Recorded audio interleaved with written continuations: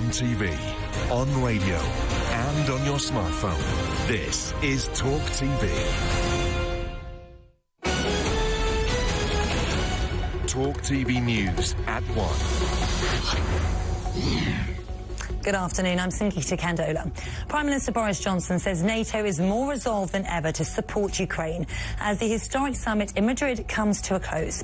Johnson says they will together help the world cope with the impacts of war, such as the rise in fuel prices and the cost of living crisis. He also confirmed that Britain's defence spending will reach 2.5% of its GDP by the end of this decade, and said the price of freedom is always worth paying. Unless we get the right result in Ukraine, Putin will be in a position to commit further acts of aggression against other parts of the former Soviet Union, more or less with impunity. That will drive further global uncertainty, further oil shocks, further panics, and more economic distress for the whole world. Russia says its forces have withdrawn from Snake Island in the northwestern Black Sea. Moscow said it was done as a gesture of goodwill, but Ukraine claimed its attacks forced Russian troops to retreat. Meanwhile, Bernie Ecclestone says he would take a bullet for Vladimir Putin, describing him as a first-class person. In an interview, the former boss of Formula One also said the Russian president invaded Ukraine because he believed he was doing the right thing for Russia. The government has announced more compensation worth £19.5 million for sub-postmasters caught up in the Horizon computer system scandal. Horizon was a faulty computer system that incorrectly showed shortfalls of money within the post office, leading to more than 700 employees being wrongfully convicted of theft and false accounting, with some even sent to prison. More flights have been cancelled from Heathrow after they struggled to cope with higher passenger numbers. 30 flights have been scrapped this morning. The airport apologised and said they were working with airlines to get affected passengers rebooked onto other flights.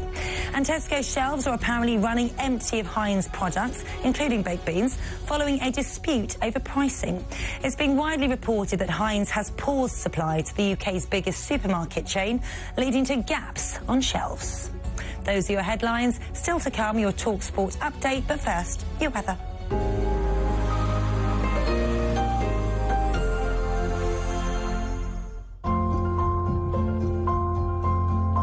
Sunday Times Culture sponsors Talk TV weather. Hello, I'm Nazanin Gaffer. Once again, is a case of sunshine and showers across much of the UK for today, and some of the showers are going to be quite slow-moving, heavy and thundery. Now, it's because we've still got low pressure nearby, mainly to the north of the UK, so over the next couple of days, it stays pretty unsettled. Winds today are much lighter than they were yesterday as well, so any showers are quite slow-moving. That means a lot of rain in a short space of time, and that's why the Met Office have actually issued a warning for parts of Wales, central England down towards parts of the West Country as well, because some of these showers could cause some localised flooding issues. There may be the risk of hail as well, so just be aware of that throughout today. Fewer showers across eastern areas, but I still think we'll see some. And in fact, we're seeing an area of rain move its way northwards from the southeast, skimming past the East Anglia coast, so maybe a little bit of light rain and cloudy skies there.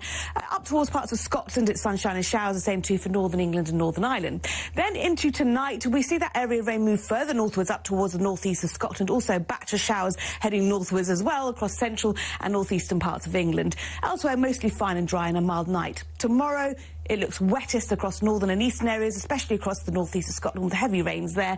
Elsewhere, a few showers. Times Sport sponsors Talk TV weather.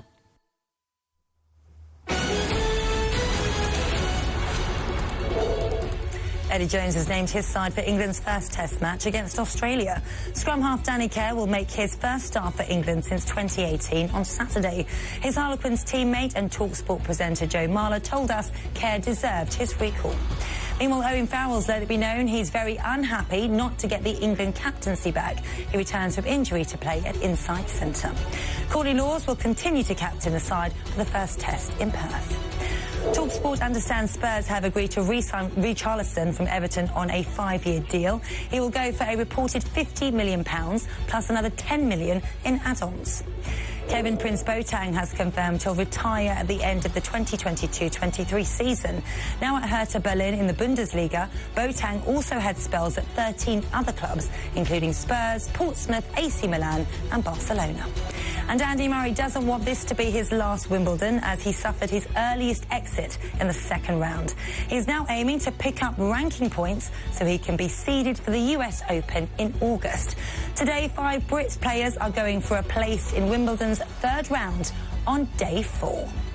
And that is all for now. More from me in half an hour.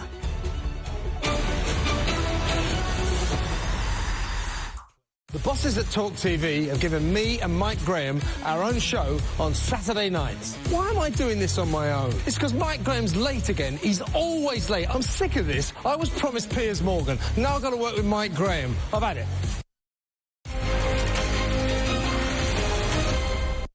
And good afternoon. Very simple process, 0344 499 1000. That is where you will find us. Coming up on today's programme.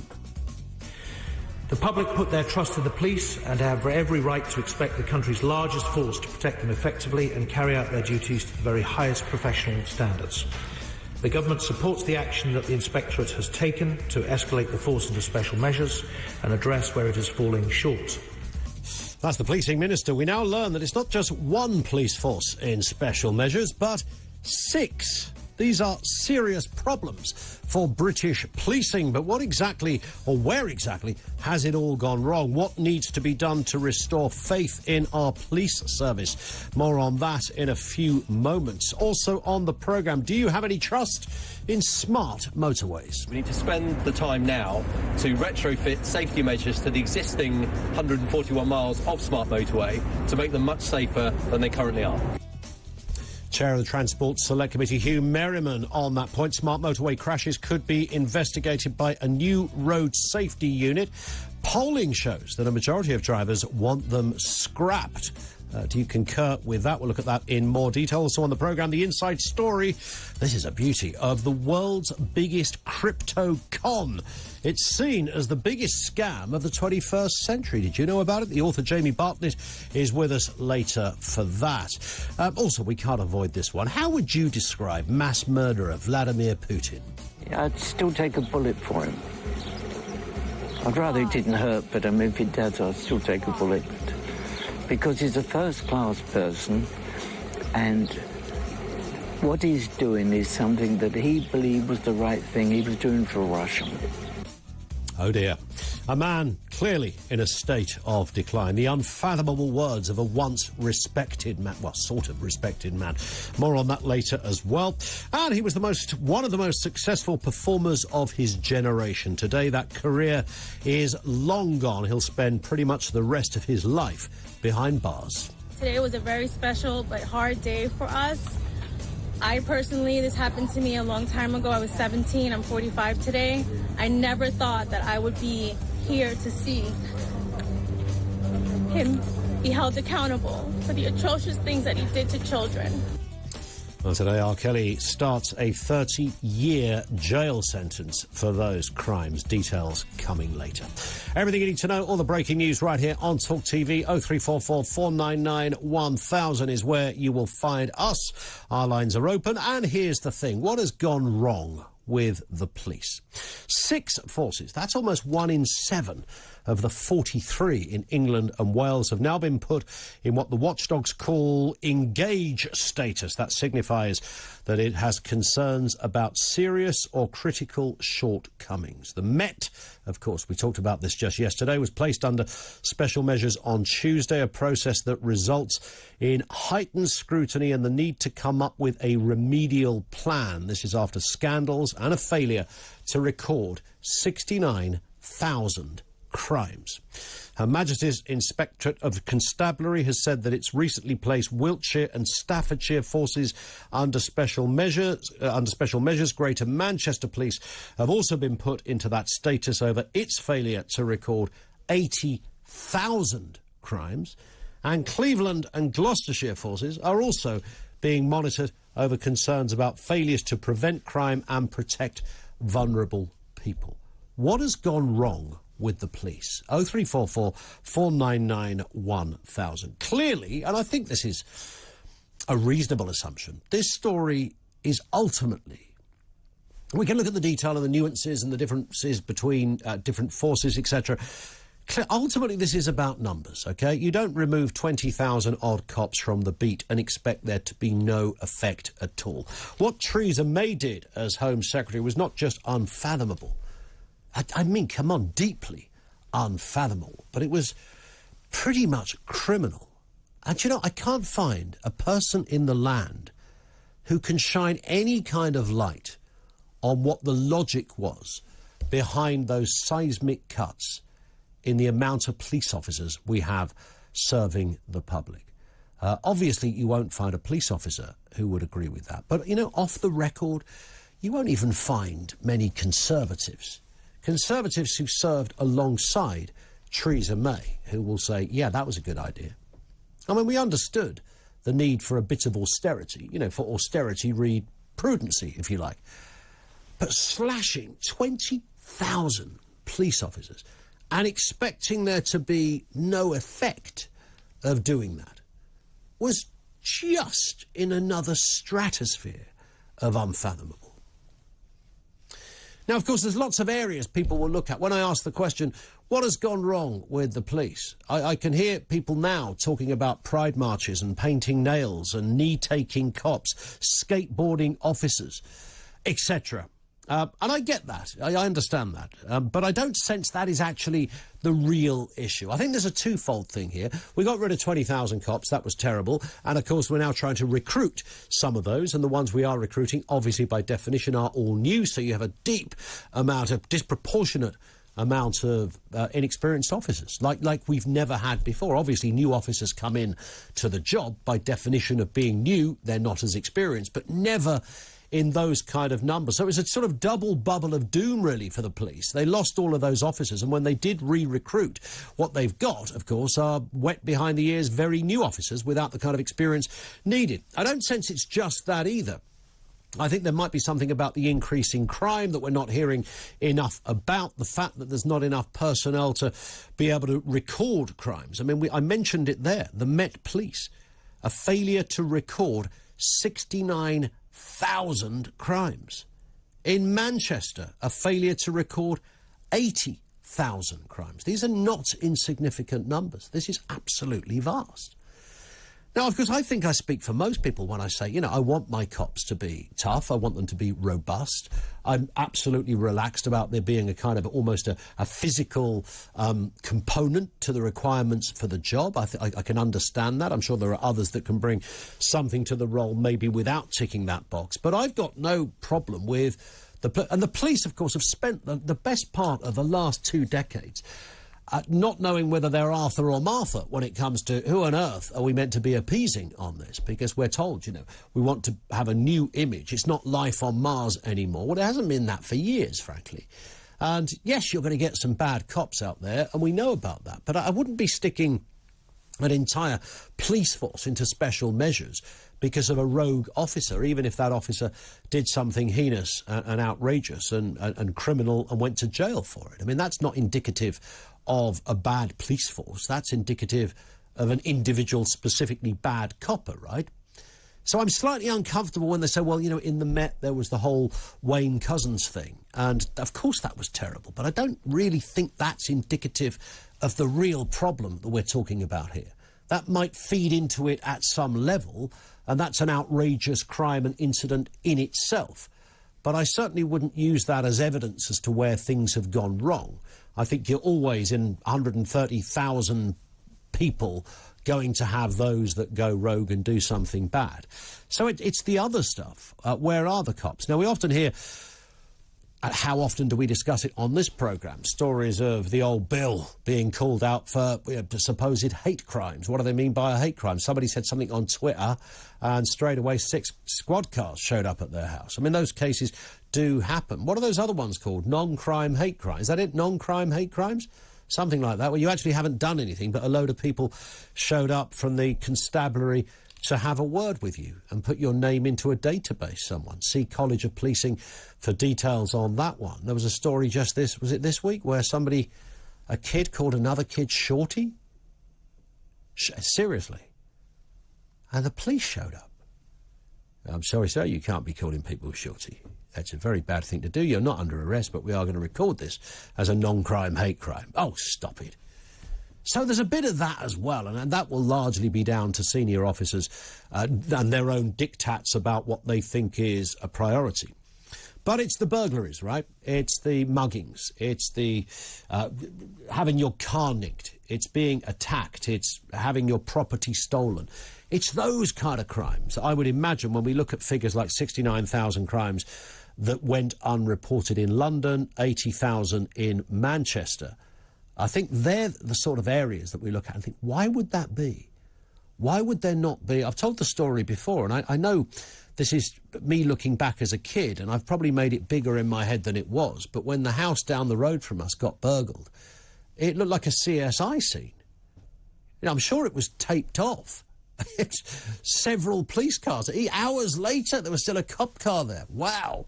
Have you heard about what's happened to the Finns? They've been robbed. And the police are present. It was a big story. Nobody would blink at that now. You probably wouldn't get a police officer to come to your house. That's not the fault. It's not like you ring 999 or even the non-emergency number and say, I've been burgled, and there's a couple of cops sitting around the corner in a police car going, no, I don't think we'll attend to that. We'll just hang around for something bigger. That's not happening.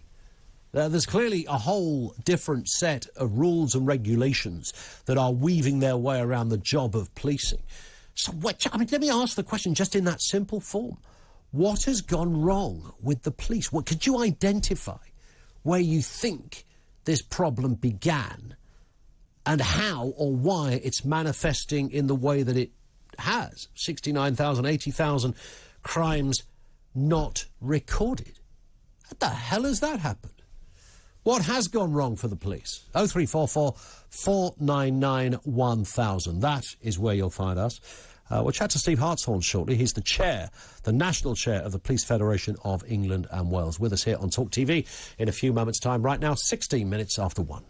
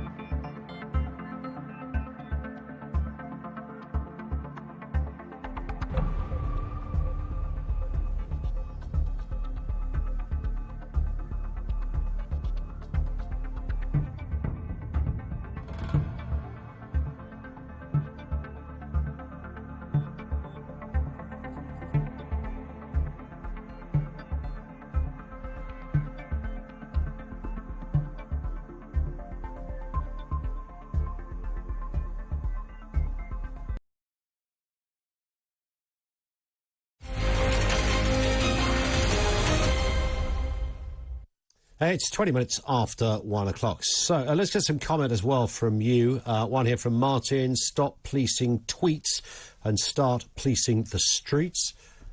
You're the first person that's ever said that, Martin. It kind of half works, doesn't it? Martin, thank you for that. Luke says we need the police to get back to doing what they're supposed to do, and that is serve and protect. I want big burly cops to be robust.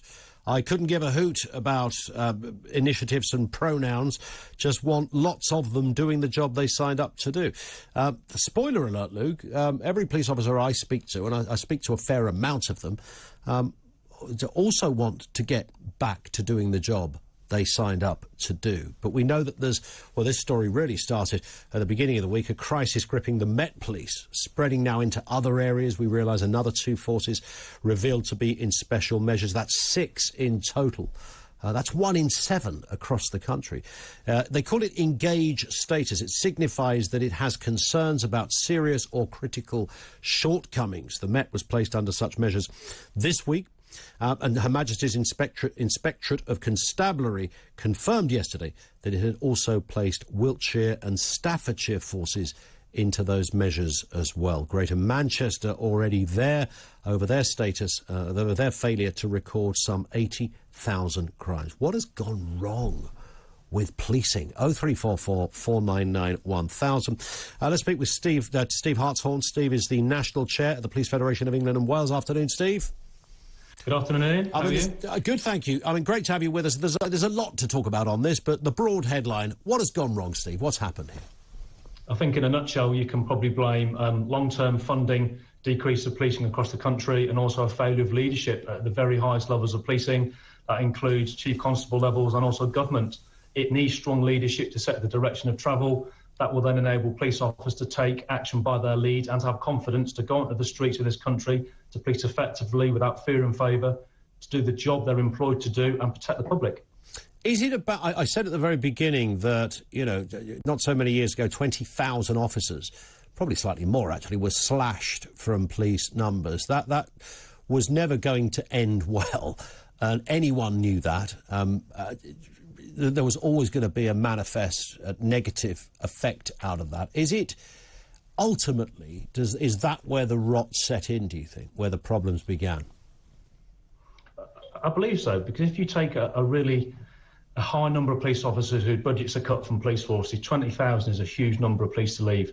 They're not just in frontline roles, they're in the detective roles and the investigation stages. So you kind of work in a cycle from when you get that 999 call for dealing with the public. It gets investigated and dealt with by frontline officers. It then might get taken on by experienced and qualified detectives to do their role, right the way through to the entire criminal justice system.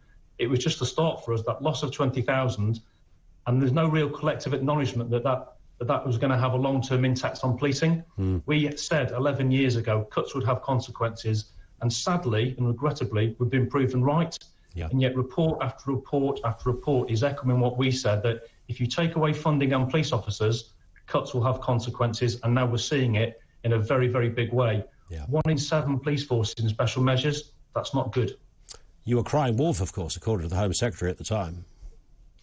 Of course, but, you know, we are the undisputed voice of policing. We know what we're talking about. This is our stock in trade. It's what we do 24 hours a day, 7 days a week, every day of the year, and I've done so for decades, and will continue to do that.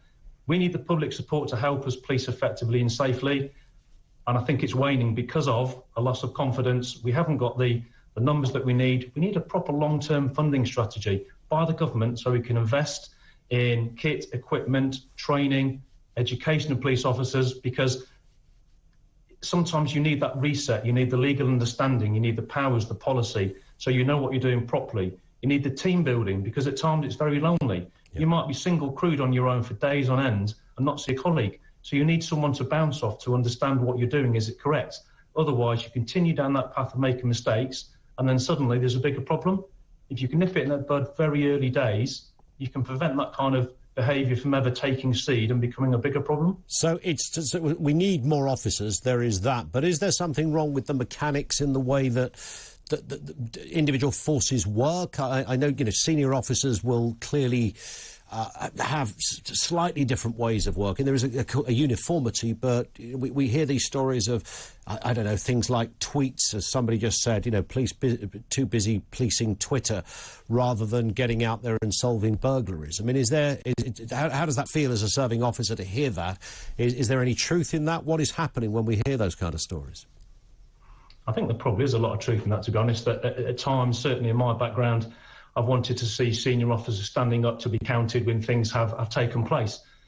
It's important that the public can see that very strong leadership to not only support the police officers involved, but also convey what's taken place to the public. Because if that information isn't given over in a proper professional manner, that space gets filled by other people. The vacuum is it kind of expanded, and then social media fills it in, it makes assumptions, that leads to misunderstanding about what the police and the public have actually gone through and are going to go through in the future. So it needs to get back to basics, proper briefing, proper information in a timely and relevant manner so that people understand what police officers are doing, because they're there to do a job, protect the public. Sure. They want to do that every single day in the safest way that they can, to be professional, to protect everybody. It's as simple as that. Yeah. Well, what do you sense is happening there? When we read these troubling statistics in London, the failure to record 69,000 crimes. Manchester, 80,000 crimes. I know you can't speak specifically for those forces, Steve. I wouldn't expect you to. But what do you imagine might be going on then in order to have these troubling numbers of crimes simply not recorded? If I was being very cynical, I would look at the way that the crime figures are used annually. We have to do an annual data return, or forces do, and you get reported crime, you get recorded crime, and there's a significant difference. So year on year, governments, chief constables, PCCs will probably want to show that certain crime trends are on the decrease. So if you can change that reporting method and not report certain crimes because the rules have been changed, that naturally makes crime look better, when actually you should record everything for openness and transparency to give confidence that when the public are reporting crimes, they're being listened to. We're having problems now with things taking place that the public aren't reporting, you know, suspicious activity in the streets. They absolutely need to, because if we don't know things are taking place, we can't respond to it. Patrols can't be directed there. It's all about prevention, which is better than cure. It saves money. And it gets us back to the grassroots and dealing with the communities that we're there to protect and look after. Absolutely. In terms of what needs to happen, there is a recruitment drive that it obviously means that disproportionately a lot of younger officers without the experience of the 20,000 they're replacing. That's another issue in itself. So more numbers, but what else needs to happen? What do you as the Federation, Steve, need? What do you want from the Home Secretary so that we don't read these kind of headlines? Naturally, and it'll come as no surprise to yourself or your listeners and viewers, we want a pay rise. For 11 years now, police officers have not had a real-term pay rise. The cost of living crisis is amongst us. Policing is in crisis. I can't make it any simpler than that to explain to the public. You do a survey of the public. They were surprised to see that we haven't had a significant pay rise to keep us up with the cost of living. We are members of the public. The police are the public are the police. Back to the Pelion principles when the police service was established. We represent the views of the public and we want to do it safely, but they need paying. There also needs to be a sustained long-term funding strategy by the government so that chief constables can invest in training programmes, education, crime diversion, community support. Everything that we used to look back to in sort of the good old days that was there in a fashion, it's been taken away because of technology, which is fantastic and has a place in policing, but we need to go back to grassroots. We need to be walking and talking with the people that we are there to protect and look after. You get information. It builds confidence. Yeah. They can then come, sit down, have a talk. It's really simple, but I don't know why it's been made so difficult. Indeed. Steve, thank you. Steve Hartshorn is the National Chair of the Police Federation of England and Wales. We give people a pay rise, you will get more from them. More cops obviously needed as well, and us to be vigilant. The main three things I took from talking with Steve there. Over to you on this one, 0344 499 1000. Just think about crime in your neck of the woods, your own experience. What has gone wrong with the police? This is Talk TV.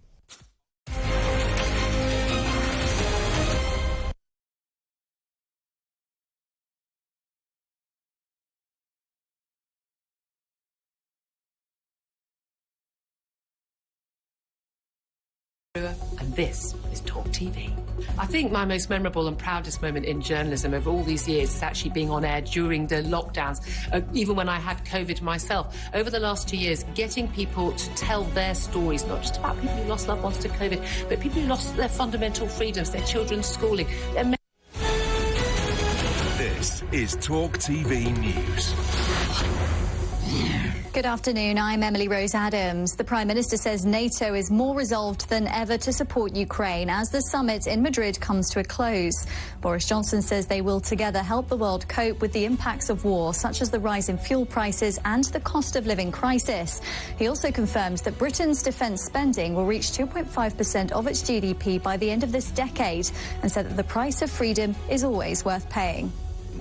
Unless we get the right result in Ukraine, Putin will be in a position to commit further acts of aggression against other parts of the former Soviet Union, more or less with impunity. That will drive further global uncertainty, further oil shocks, further panics, and more economic distress for the whole world.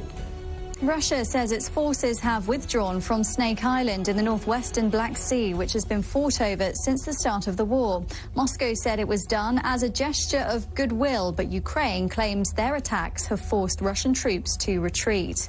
Meanwhile, Bernie Ecclestone says he would take a bullet for Vladimir Putin, describing him as a first-class person. In an interview, the former boss of Formula One also said the Russian president invaded Ukraine because he believed he was doing the right thing for Russia. Ex-MP Natalie McGarry's been jailed for 2 years for embezzling around £25,000 from two pro-Scottish independence groups. She used to represent Glasgow East for the SNP between 2015 and 2017. The prosecution claims the 40-year-old spent some of the cash on rent and shopping. And some Heathrow passengers have turned up to find their flight cancelled today, just as ministers release a plan aimed at ensuring the summer schedule runs smoothly. The airport said it simply couldn't handle the number of people expected. That's all for now. We'll have more updates in half an hour.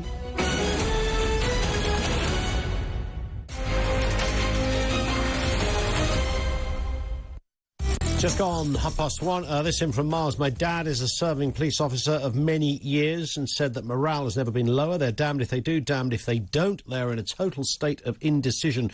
And what they really need is good leadership. Is it ultimately down to good leadership? I interviewed the Home Secretary in May, I think it was. And the final question that I put to Priti Patel was, can you tell me, Home Secretary, what is your biggest contribution as Home Secretary to British policing?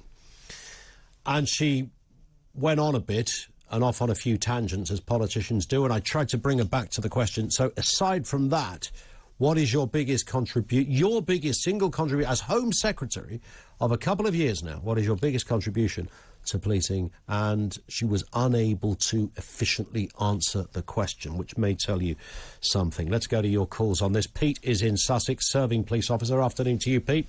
Oh, good, are you all right? Very good, thanks, yeah. What are you making of all of this? I mean, this is your terrain, your bread and butter, your world and your career. What do you make of these kind of headlines? Well, I've just listened to the guy from the Police Federation, and basically he summed it up all pretty well, to be fair. But my major problem was when the austerity cuts started kicking in and they dropped 20,000 officers, which across 43 police forces in England and Wales is an average of 500 per force. I mean, my force wasn't particularly, but other forces took big hits. That had a massive effect on frontline policing for a start. And then what they also did was to change the crime recording rules. So it made it look like police were doing an absolutely fantastic job for less crime, so the government could turn around and say, aren't we doing well? And no, it wasn't. It was a big sham, if you ask me, in my opinion. So just give us I'm sure it's a more complicated subject. Roughly how did they change those rules about recording crime? In sort of layman's terms, what happened? Well, what they did was, if you phoned the police and said, my car's been damaged, for instance, my car's been damaged, I've run out, and the guy's then clumped me. That'd be basically two crimes, damage to your motor vehicle, and you've been assaulted at the same time. On the old rules, that'd be two crimes. Yeah. Now, they halved it and made it, that's now one crime, because you reported it at the same time in the same location. So that's how it all got changed. So it made it look like crime was going down with less police officers, and it was a bit of a sham, really. I mean, there's certain crimes that have to be recorded, as an additional, but I don't know. It just seems to be a bit of a play on figures, if you ask me. Yeah, and when they say, you know, we read these stories that the Met, there were 69,000 crimes not recorded. In Manchester, 80,000 crimes from GMP. Do you know what that means in practice, Pete? What are they saying that when they say they weren't recorded? How do they mean? Or what does that... I do understand it, because for a simple reason, the crime recording rules and what constitutes a crime and what doesn't, which sounds a bit bizarre, it's quite confusing now. Yeah. So you can put, for instance, just like I've given an example there, there may be an extra crime attached to that. So sure. I can understand how it's happening. It's gone quite confusing, and police officers themselves scratch their heads half the time and say, well, do I need to crime that? Is that a separate crime? So if we're not 100% sure, well, how is anyone else supposed to be 100% sure? Yeah, fair point. How long have you been a police officer? 18 years. Is it true? Our previous contributor said that his dad was a cop and morale has never been lower. Is that true, or do you still look forward to going in every day? Not particularly, no, to be fair. I mean, things have just changed so much. I mean... you say about the 20,000 officers, which they are now recruiting back, but the rules. But when I joined, there was a wide plethora of people that joined. You know, all different walks of life. It was absolutely brilliant, and they all brought that knowledge to policing. It could have been whatever. There could have been a mechanic, it could have been a salesman, or anything. Now, when you join, you've got to have degrees and all that sort of stuff. And obviously, a lot of the people who've got degrees are coming straight out of university, so they're quite young. So they haven't got the world experience. When I joined, I was 33. But now we're talking like 20, 22-year-olds coming out. So how long have you got left, Pete? With a bit of luck, about 4.5 years. Wow. Have you got the sand timer counting it down at home? Yeah, I suppose you could say that, yeah, but who knows, because even that got changed, you see. That's absolutely it did, yeah. Because they changed the rules on the pension. Yeah, you should be in Barbados right now by the old rules, but... Yeah, exactly, yeah. There you go. Listen, Pete, thank you. A voice of experience, 18 years as a police officer. Mark's in the Scottish Highlands. I know you've had policing in your family, Mark. What are you making of these stories about the police, and what has gone wrong? Yeah, thanks for taking my call, Ian. Yeah, my dad was... I live in the Scottish Islands now, but I grew up in East London, and my dad was in the Met, and he served from the late 40s to the mid-70s. Right. And so there's definitely a contrast between what he experienced, or how the police was run then, and how it is now. Sure. Back in the day, there was a lot of... you were never far from a police station or a copper. You go out for a walk and there'd always be someone on a bike, or a couple on a bike, or on the beat, or in a patrol car, a couple in a patrol car. Do you remember police houses, Mark? Well, I don't know, were they like... Was it just a normal house that a copper lived in? I don't know. When I used to walk to school, there was a police house, and Ryan, our producer's granddad, used to live in a police house. So... Yeah, it was called a section house. Oh, right, OK. Yeah, and at the start of their career, police officers could live in it. And I think that's where my dad met my mum, because my mum was also in the force. Oh, right, OK. So, yeah, and then but the point I want to make is that somewhere around, I'm not sure how it is, the 80s, late 80s. I guess so. When they started shutting police stations, and the police started to disappear from the community, because a big aspect of police work was prevention. Yeah, of course. And intelligence. And when they started withdrawing from the communities, they sort of became less a prevention force and more of a reaction force. I think that's true. I think that's absolutely true. But do you think what had also happened, you know, by that stage everybody had watched the Sweeney and all those kind of those kind of dramas, and lots of very worthy people came along and said, oh, we can't have policing like this, it's a bit too tough, a bit rough and tumble, we need to sort of somehow throw the sanitizer onto the police force? Well, that was an aspect of it, but day-to-day policing wasn't oppressive or anything, it was reassuring. You see what I mean? Agreed, yeah. A reassuring presence. And the thing is, I mean, at some point they started putting daft slogans on their cars, like solving crime and keeping people safe. And that happened at the same time as they withdrew from society. Yeah. And then You know, there was that connection with the community that was lost. And then they tried to kind of put it back with sort of David Blunkett's, you know, PCSOs as a way of kind of redressing the balance. They called them plastic coppers or something, didn't they, at one point? Plastic police or something, I don't know. But I think that's the main reason. And now, of course, they're chasing their tails, because all they can do is react. They're just chasing their tails, and costs have gone up. And that I think is why things have gone wrong. What puts it right then? Just a return to what it was? I think so. I think they need to start opening police stations in the community again, and try and reconnect with the community and get that intelligence. And I mean, my dad, you know, people knew he was a copper in his road, you know. Yeah. And they would come to him for advice and stuff like that. And he was happy to give it. He felt part of the community, and he felt it was his duty.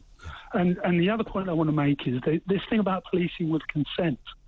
I mean, we never talked about that when my dad was a copper. You were part of the community and you upheld the law, period. Yeah. That was it.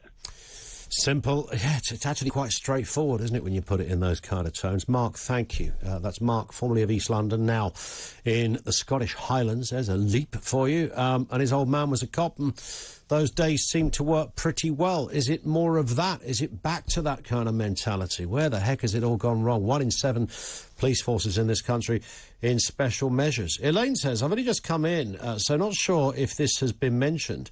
I'm sure I'm right in saying we now have a renamed police service, not a force. Am I right? Well, sort of. The overarching thing is a police service. But each individual, they're still called forces. So the Kent force or the Hampshire force or Hampshire Constabulary. So they're still police forces, but the umbrella thing is a police service. I think that's more or less it. 0344 499 1000. Back with more of your calls in a few moments' time. You're watching Talk TV. We are live from the Talk Radio studios.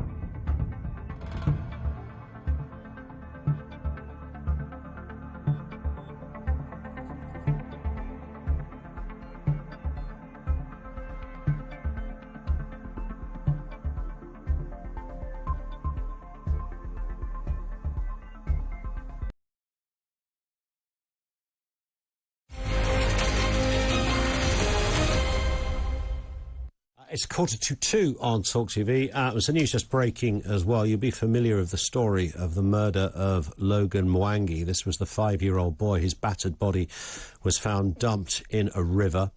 The parents were arrested. The mother and stepfather were arrested. They've just been found guilty of his murder and jailed for life. John Cole, 40, was told he will spend at least 29 years behind bars, while Angharad Williamson, 31, will serve a minimum of 28 years. Also, a 14-year-old boy who cannot be named because of his age was detained for a minimum of 15 years after also being found guilty of Logan's murder. It was a particularly disturbing crime. There were denials all round and tears of, oh my goodness, what has happened to my child?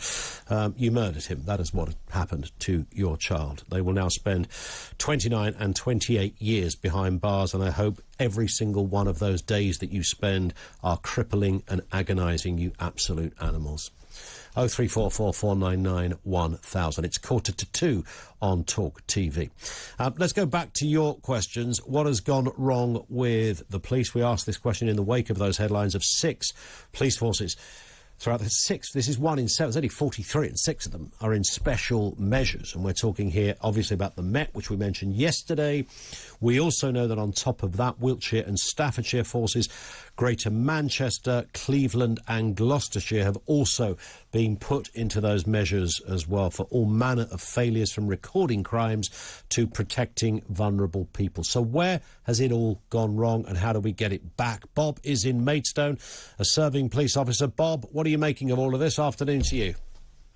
Well, it's a game of numbers. We certainly lost 20,000 when Theresa May was in charge, but the reality is it's probably more like 40,000. Yeah, true. And probably graduate entry seems to be the preferred option, whereas people who are ex-army and things like that are not really considered. And the experience left behind, you've got 50,000 officers who've retired recently, and the skill shortage in the average service now is about 3 years, so they haven't got a lot of skills and they haven't got a lot of knowledge, which you need to gain from working on the streets.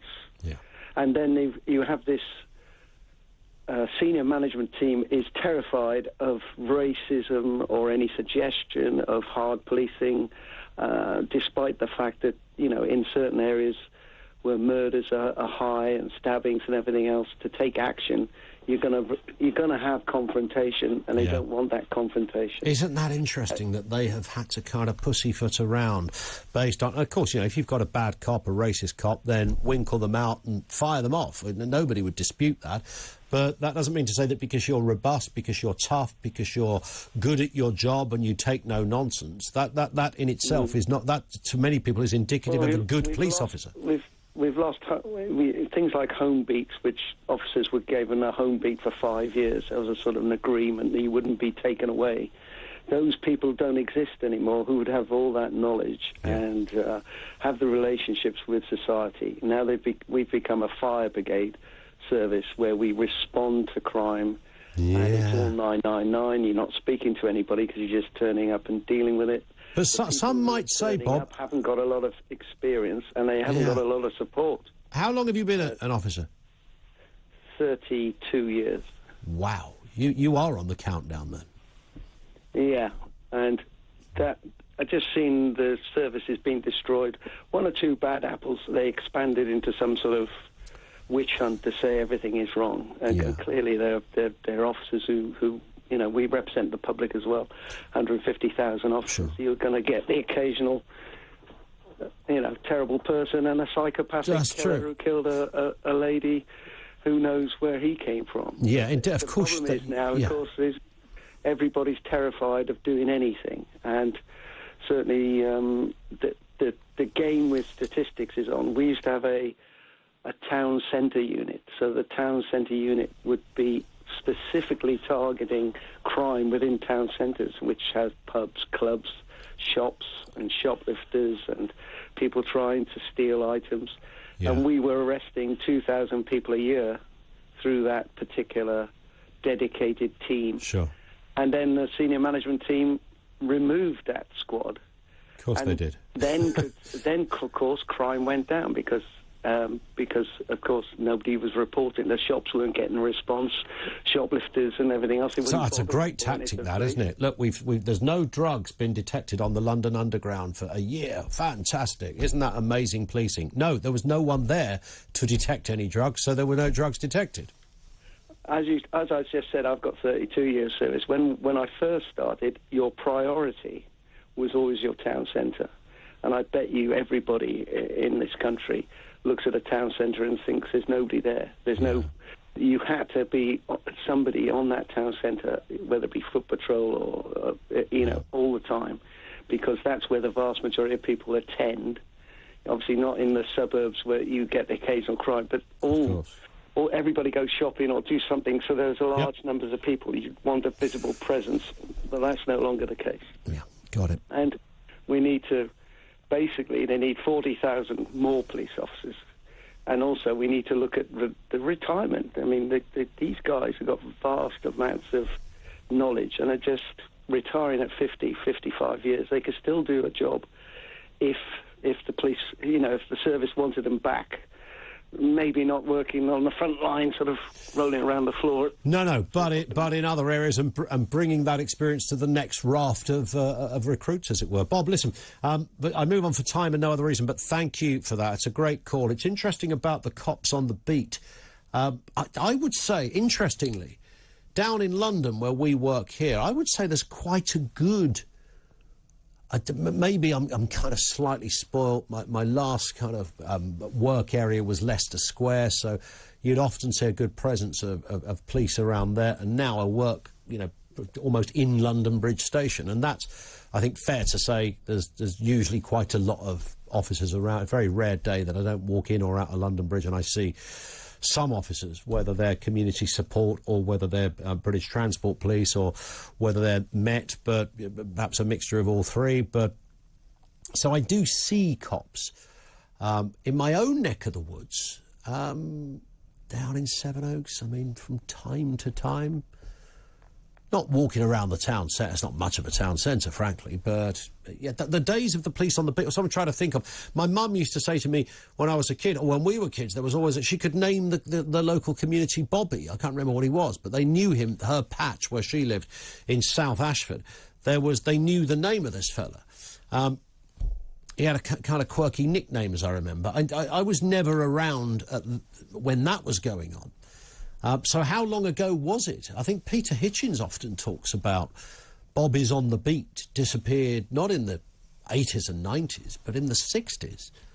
So that would make sense that I would have literally no experience of, walking around town on a regular basis as a teenager, or in my own neck of the woods seeing cops on the beat. I definitely, where I grew up, the neighbourhood I grew up in, I don't think I ever saw a police officer just mooching, pounding the beat, as it were. Colin in Leamington Spa, what do you got for us, Colin? Afternoon to you. Hi, Ian. Hi. I think my thunder's been a bit stolen by your previous caller, Bob, but I'd just like to say I think the problem goes back some 15, 20 years when they decided to make the police force an all-graduate intake. And as we know, graduates generally have a slightly more wokish left-wing leaning. And what's happened now, those people that went through the police colleges and graduated 15, 20 years ago have now become the high-ranking officers in the police force. So you've developed this whole slightly leftish group of people that head up our police force who are much more interested in diversity targets, inclusion, racial equality. The whole of that woke agenda has just been moved to the top of the pile. Yeah, because we're even scared to send cops en masse into areas where young boys are getting killed daily with knives. I mean, what sort of... If that was women getting killed on a weekly basis in some areas, there would be a... There'd be an outcry, wouldn't there? There'd be an absolute outcry, of course, and rightly so. But for some reason, young black kids are not deemed to be, and it's the victims I'm concerned about here, are not deemed to somehow carry the same currency when it comes to priorities, because they think they're doing something kind, because we don't want to upset the community, but actually... you're doing something the very opposite to that. I think what we need is a bit more tough love in this scenario. You need a situation where people need to go in with some strong-arm tactics to actually to sort some of these issues out, and tough love is the answer. I think you're right, Colin. Thank you for that. Good man. 03444991000. Louisa in Nottingham says, my daughter's husband tried to strangle her after 18 years of abuse. The police took 5 weeks to interview her and then 5 months to interview him. It should have been 2 weeks. Well, frankly, it should have probably been within hours, but OK, the law says 2 weeks. We constantly phoned and emailed, and they just gave us excuses. He got away with it in the end, scot-free, even though he admitted the whole lot in a family court on record. He's now working in a role that needs police checks, and this won't come up. He's a danger to other women. Isn't that just the classic story that we read from time to time when somebody goes on to commit the ultimate act? And then you discover that people like Louisa say, we told the police this, and nothing happened. So it's that kind of collective thinking that is clearly missing. And, should I add, justice as well. Louisa, thank you for that. 0344 499 1000. Back with more from you in a few moments' time. This is Talk TV live from the Talk Radio studios.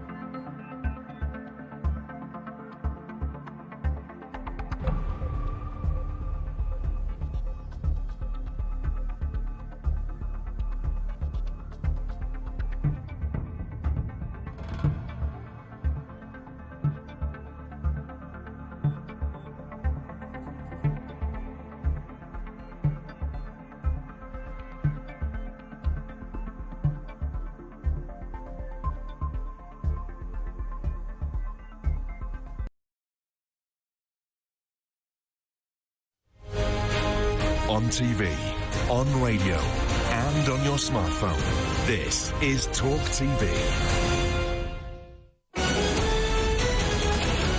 Talk TV News at 2. Good afternoon, I'm Emily Rose Adams. Breaking news in the last half an hour, a mother and stepfather have been jailed for life for murdering their 5-year-old son. Ankarad Williamson will spend at least 28 years in prison, while her partner John Cole was told he'll serve a minimum of 29 years. The pair were found guilty of killing Logan Mwangi alongside a 14-year-old who was also sentenced to life. A trial at Cardiff Crown Court heard Logan, whose body was found in a river near Bridgend, suffered 56 external cuts and bruises, as well as catastrophic internal injuries. The Prime Minister says NATO is more resolved than ever to support Ukraine as the summit in Madrid comes to a close. Boris Johnson says they will together help the world cope with the impacts of war, such as the rise in fuel prices and the cost of living crisis. He also confirmed that Britain's defence spending will reach 2.5% of its GDP by the end of this decade, and said that the price of freedom is always worth paying. Unless we get the right result in Ukraine, Putin will be in a position to commit further acts of aggression against other parts of the former Soviet Union, more or less with impunity. That will drive further global uncertainty, further oil shocks, further panics, and more economic distress for the whole world. Meanwhile, NATO Secretary-General Jens Stoltenberg says far-reaching decisions have been made at the summit in Madrid, which includes inviting Finland and Sweden to join the alliance. And as the alliance prepares to take on 2 new members, the Secretary-General answered questions on how all 32 countries will work together effectively. We are 32 different countries with different political parties in government and different culture, different history, different geography from both sides of the Atlantic. So you will always find differences. And for me, that's not a weakness. That's just an expression of the strength of NATO, that we are democratic nations with a variety of different opinions on many issues. Ukrainian forces have released a video of their attack on Snake Island in the northwestern Black Sea, which they say forced the withdrawal of Russia. The key strategic island has been fought over since the start of the war. Moscow says their retreat was done as a gesture of goodwill. Meanwhile, Formula One says comments by the sport's former boss Bernie Ecclestone on Vladimir Putin are in stark contrast to modern values. In an interview this morning, Bernie said he would take a bullet for the Russian leader, describing him as a first-class person. And some Heathrow passengers have turned up to find their flights cancelled today, just as ministers release a plan aimed at ensuring the summer schedule runs smoothly. The airport says it simply couldn't handle the number of people expected. Now it's time for today's weather.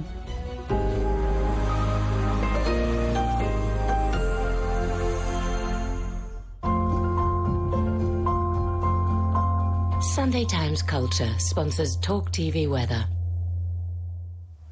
Hello, I'm Nazanin Gaffer. Once again, is a case of sunshine and showers across much of the UK for today, and some of the showers are going to be quite slow-moving, heavy and thundery. Now, it's because we've still got low pressure nearby, mainly to the north of the UK, so over the next couple of days, it stays pretty unsettled. Winds today are much lighter than they were yesterday as well, so any showers are quite slow-moving. That means a lot of rain in a short space of time, and that's why the Met Office have actually issued a warning for parts of Wales, central England down towards the parts of the West Country as well, because some of these showers could cause some localised flooding issues. There may be the risk of hail as well, so just be aware of that throughout today. Fewer showers across eastern areas, but I still think we'll see some. And in fact, we're seeing an area of rain move its way northwards from the southeast, skimming past the East Anglia coast, so maybe a little bit of light rain and cloudy skies there. Up towards parts of Scotland, it's sunshine and showers, the same too for northern England and Northern Ireland. Then into tonight, we see that area of rain move further northwards up towards the northeast of Scotland, also back to showers heading northwards as well across central and northeastern parts of England. Elsewhere, mostly fine and dry and a mild night. Tomorrow, it looks wettest across northern and eastern areas, especially across the northeast of Scotland with heavy rains there. Elsewhere, a few showers. Times Sport sponsors Talk TV Weather.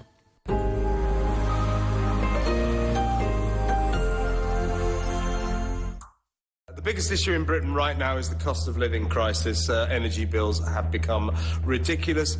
Second biggest issue, extraordinarily, is nobody can define what a woman is.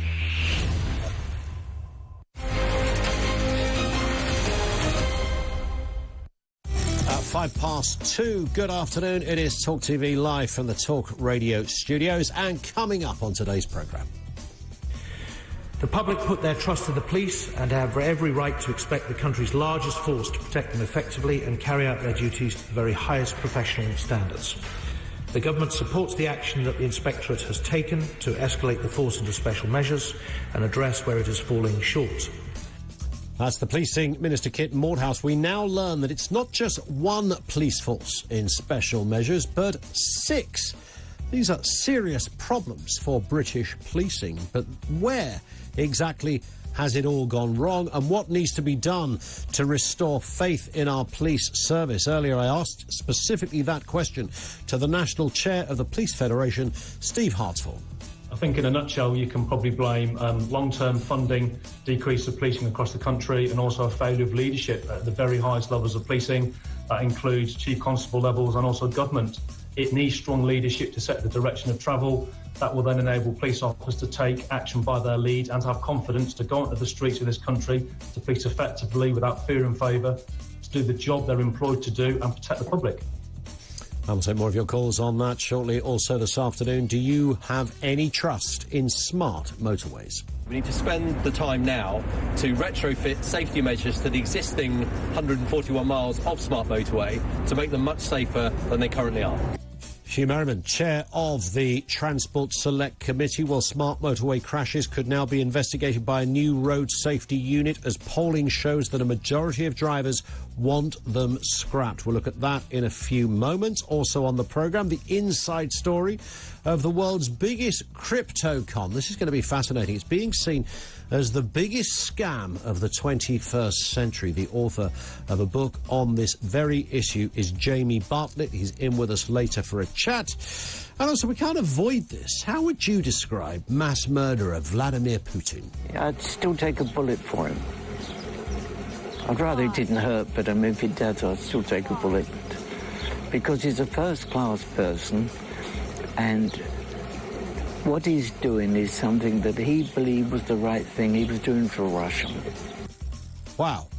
A man clearly in a state of decline. Bernie Ecclestone, the unfathomable words of the once respected, sort of, Bernie Ecclestone. We'll look at that as well. And he was one of the most successful performers of his generation. Today, that career is long gone, and he'll spend pretty much the rest of his life behind bars. Today was a very special but hard day for us. I personally, this happened to me a long time ago. I was 17, I'm 45 today. I never thought that I would be here to see him be held accountable for the atrocious things that he did to children. Well, of course, we know that today R. Kelly starts a 30-year jail sentence for those crimes. We'll have details later. Everything you need to know, all the breaking news, right here on Talk TV, 0344 499 1000. We will go back and return to more of your calls and comments on what has gone wrong with the police in this country. I mentioned smart motorways. It's a subject we have talked about many times. Smart motorway crashes, we learned today, could be investigated by a whole new road safety unit. Polling shows still that the majority of drivers actually want them scrapped. The government's new road safety investigation branch, bringing the roads in line with aviation and the rail sector, will look into the wider themes that cause collisions and specific incidents of concerns. The news was welcomed by the RAC, which will be involved in the scheme. However, the Department for Transport signalled that roads will not be the focus of the new branch, and incidents involving the technology may not form part of its work. And I think many people will look on askance at that, thinking, well, hang on, isn't that crucial to the problems? Let's speak with Claire Mercer, founder of the Smart Motorways Kill campaign. Claire, we've spoken before on this. Good afternoon to you. It was that last comment that I made there, that this won't necessarily include the technology, which the last time I looked is very much at the heart of the problems we're talking about. Yes, definitely. I mean, the fact that the hard shoulder is missing is one of the big problems, but the other problem is the technology is just not up to the job, and it's a known fact, and it's admitted within the industry that the technology controlling the gantries, which are so important without a hard shoulder, does not work. It is not capable of working. It's running on cables that are 20, 30 years old, and it's just not up to the job. Who's not listening to this, Claire? Because, you know, we've spoken about it. You've spoken across many areas of the media, and then Grant Shapps or whoever happens to be doing that job next or before invariably says, well, you know, we'll look at this. Obviously, we're sympathetic to that. And, you know, we believe on balance. They still kind of work. And you guys and people like yourself, your own husband, Jason, was killed on an all-lanes running smart motorway on the M1. You speak from the worst kind of experience on this, but a view that should be listened to, and yet every time we get the same kind of answer, we'll try and, you know, we're aware of it, we'll see what we can do, but no one's scrapping them. No. Well, they're all locums for a start, aren't they? Every few years they change, they rent a mob, they don't care. We're stuck here with them constantly. And, you know, the roads minister, Dame Baroness Fear, does she sound like she commutes much? You know, these people don't have to use these roads day in, day out. They've got their own little bubble and they're in that. And the rest of us are stuck using these roads, and people are terrified of them. I'm sat at home. My PTSD is worse now than it was when my husband was smashed to pieces, because I've had to fight for 3 years and it's exhausting. And I get email after email after email saying, I am so scared of these roads. What do I do? How do I avoid them? Everyone is calling for the sat-nav companies to have a feature to avoid smart motorways, because you can avoid motorways already, but none of them will engage with me. I've contacted them all, none of them. So many people are scared. I get asked for maps. I get asked which ones are smart motorways. I get asked what the options are. Yep. We get so many people saying that they don't want to use them, and they're going onto the A roads, and you know, it's doing the exact opposite. It's meant to be improving congestion, which I worked out was 2 minutes a day in this area. So my husband was killed for 2 minutes saving a day on people's commutes, and then they were trapped for 9 hours in the traffic jam caused by his death. So that's all their 2 minutes gone. But, you know, why are we increasing the roads in a climate crisis anyway? More people are working from home. Just nobody is listening. They're just pushing and pushing and pushing. And you have to question why. I've tried to get to the, you know, I've said to you before that, you know, if everything was smart, including the technology tip-top, every single driver tip-top, every car tip-top, then you could say, well, maybe this thing might work. But we are many, many years away from that. And even just factoring human error is clearly one of the big factors as well. And I'm looking at this, you know, the government's new road safety investigation branch, Claire, and, you know, whilst it's been welcomed by the RAC, it's not going to solve the very problems that you've been talking about. No, exactly. It's just everyone's in it for themselves. It's all quangos and arrangements. I don't welcome it at all. It's a load of rubbish. I have been campaigning for 3 years now, and in them 3 years there has been about 25 reviews, stock takes, investigations, checks in just 3 years. It's just paying people to sit and talk about it, and they pull in that group, because then they're not going to criticise it, are they? And they pull in that group, and then they're not going to criticise it. And the emergency services can't even speak out, because who is their ultimate boss? The emergency services know the problems with these, but the higher-ups can't speak out, because who's their boss? Nobody will speak out, because who are they in funding arrangements with? Nobody can speak out. It's the little people on the ground that have to bury their loved ones that have to speak out. What do you say, Claire, when, and I can't say I've heard specifically Grant Shapps say this, but I've heard others make the point that on balance, smart motorways are still safe. It's very rare for somebody to have a fatal accident, and in fact the facilities, the little refuge areas are available for cars to pull over into. Well, what do you say to people that make that argument, that, you know, despite the scary headlines, overall that they fare rather well, and dual carriageways, after all, don't have hard shoulders, and they also have a 70-mile-an-hour limit? What's the answer to that? My first answer would be one that wouldn't engage you to interview me again. So I'll stick to the facts. And I hear you. I mean, I get the dual carriageway and A road argument a lot, but dual carriageways and A roads are far different to a motorway, to any motorway, and the government must think that, because they're not completely covered in gantries. They're not completely monitored by traffic staff. They don't have control rooms. They don't have the barriers down the side of the roads, so you'd be able to get your vehicle off most of them. So A roads and dual carriageways are very different. And have you noticed how the sound bites have changed on smart motorways? They are the safest roads in our country. We have the safest roads in the world. They don't say that anymore because they've been pulled on it. We just our group, we got the solicitors to write to them and ask for verification and data on that. And then suddenly they don't say that anymore. It suddenly became among the safest. And now we believe they're safer. You know, it changes. So nuanced, but very, very it's a crucial slight difference. change, but it makes a massive change. Of course it and does. this is just paying more people to sit and talk about how dangerous these roads are while people die on them. Got it. I hope we don't have to talk again, Claire, but I sense we probably will. But thank you. Claire Mercer is the founder of the Smart Motorways Kill campaign. I mentioned her own husband, Jason. Was killed on that stretch of the M1, which was an all-lanes running smart motorway.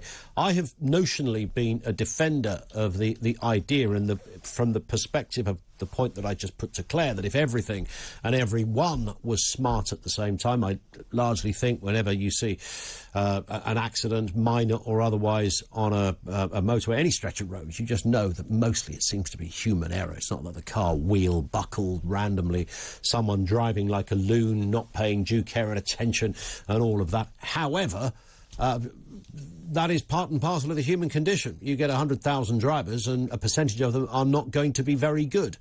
And if you put that into a smart motorway setting, you have a problem. I'd still love to speak with you if you can defend smart motorways. I've said this to it wherever I've worked, whoever I've had this discussion. The theory of smart motorways is sound. Currently, the manifestation of them is not. 0344 499 1000. Just talk to me if you can, if you are a supporter of them. And maybe you sit where I sit, that you'd like to be, and notionally it kind of makes sense, but in practice there's too many half-wits behind wheels driving cars. Is it that, or are you an unequivocal, big, box-ticked person who does endorse and support smart motorways? I'd love to hear your experience of that. 0344 499 1000. Couple of bits and pieces up and running. Joe Biden is speaking at the NATO summit in Madrid right now. If anything happens on that, we can bring you the latest. But at the moment, the President of the United States is addressing that summit in Madrid. Various leaders have spoken. He's there now. Anything comes of that, we'll bring it to you here first. And we'll also play you those Bernie Ecclestone comments in full on President Putin. If you're not aware of this, if you've not heard this, you simply will not believe what I think most people probably have. But if you haven't, stand by for that. It's quite extraordinary. All on the way. This is Talk TV. We are live from the Talk Radio studios.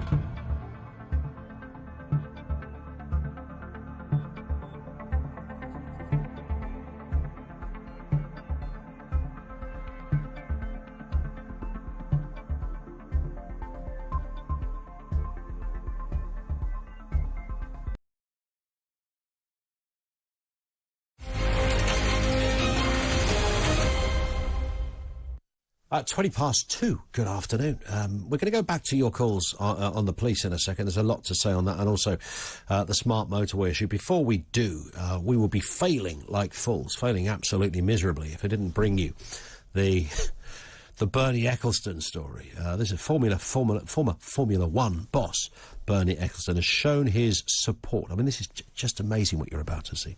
Shown his support for Russian President Vladimir Putin. Take a look at this.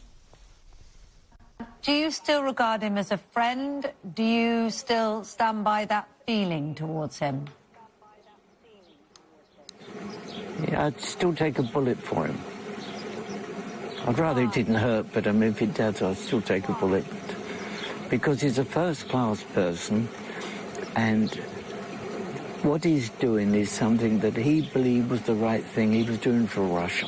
What we have is the actions of Vladimir Putin and the war that he started in Ukraine has led to the death of thousands of innocent Ukrainians, the death of a lot of Russian servicemen as well. You can't justify that, surely. Well, it wasn't intentional. I mean, look at this sort of times America has moved into different countries, which has nothing to do with America.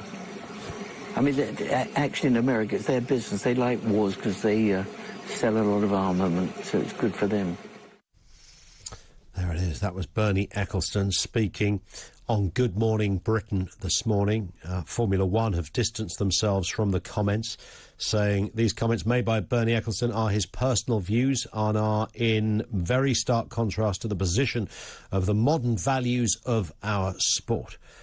Foreign Secretary Liz Truss said the comments were absolutely extraordinary. Former Formula One boss has a long-standing friendship, really, with the Russian president. Do you know, here's the thing.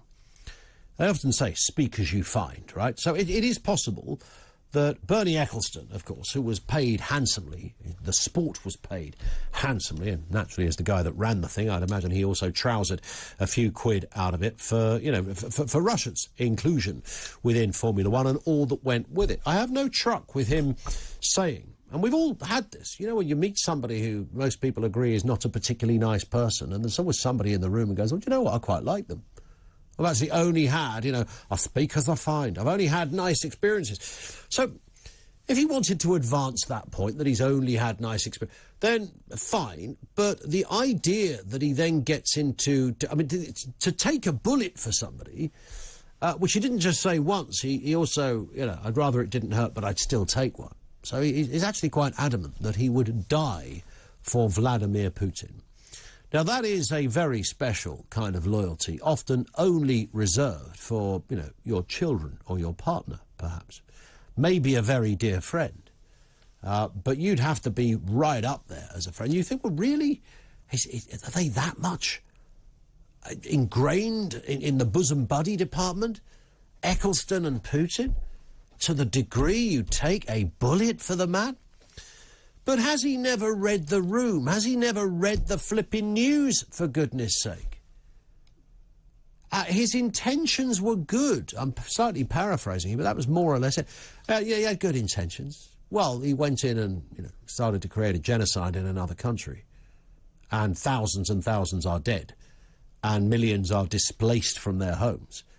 It's a country at war, a country in turmoil, a country with a daily growing death count. And if you want to be loyal to Russia, then, as Ben Shepherd said in that clip, thousands of Russian troops have died as well. Bernie Ecclestone, I'm sure, knew lots about motor racing. I'm sure he was the right man for the right job at the right time. When it comes to current affairs, tact and diplomacy, he's an idiot. And I think we can probably all agree on that. 0344 499 1000. Let's go back to your calls. This will be David in Merseyside. Reference policing. Where has it all gone wrong, David? Afternoon to you. Hello, Ian. How are you doing? Okay. All good, thank you. No, fabulous. What I want to talk about is the reform of the police. I used to be on the police committee at Merseyside. Okay. 1980.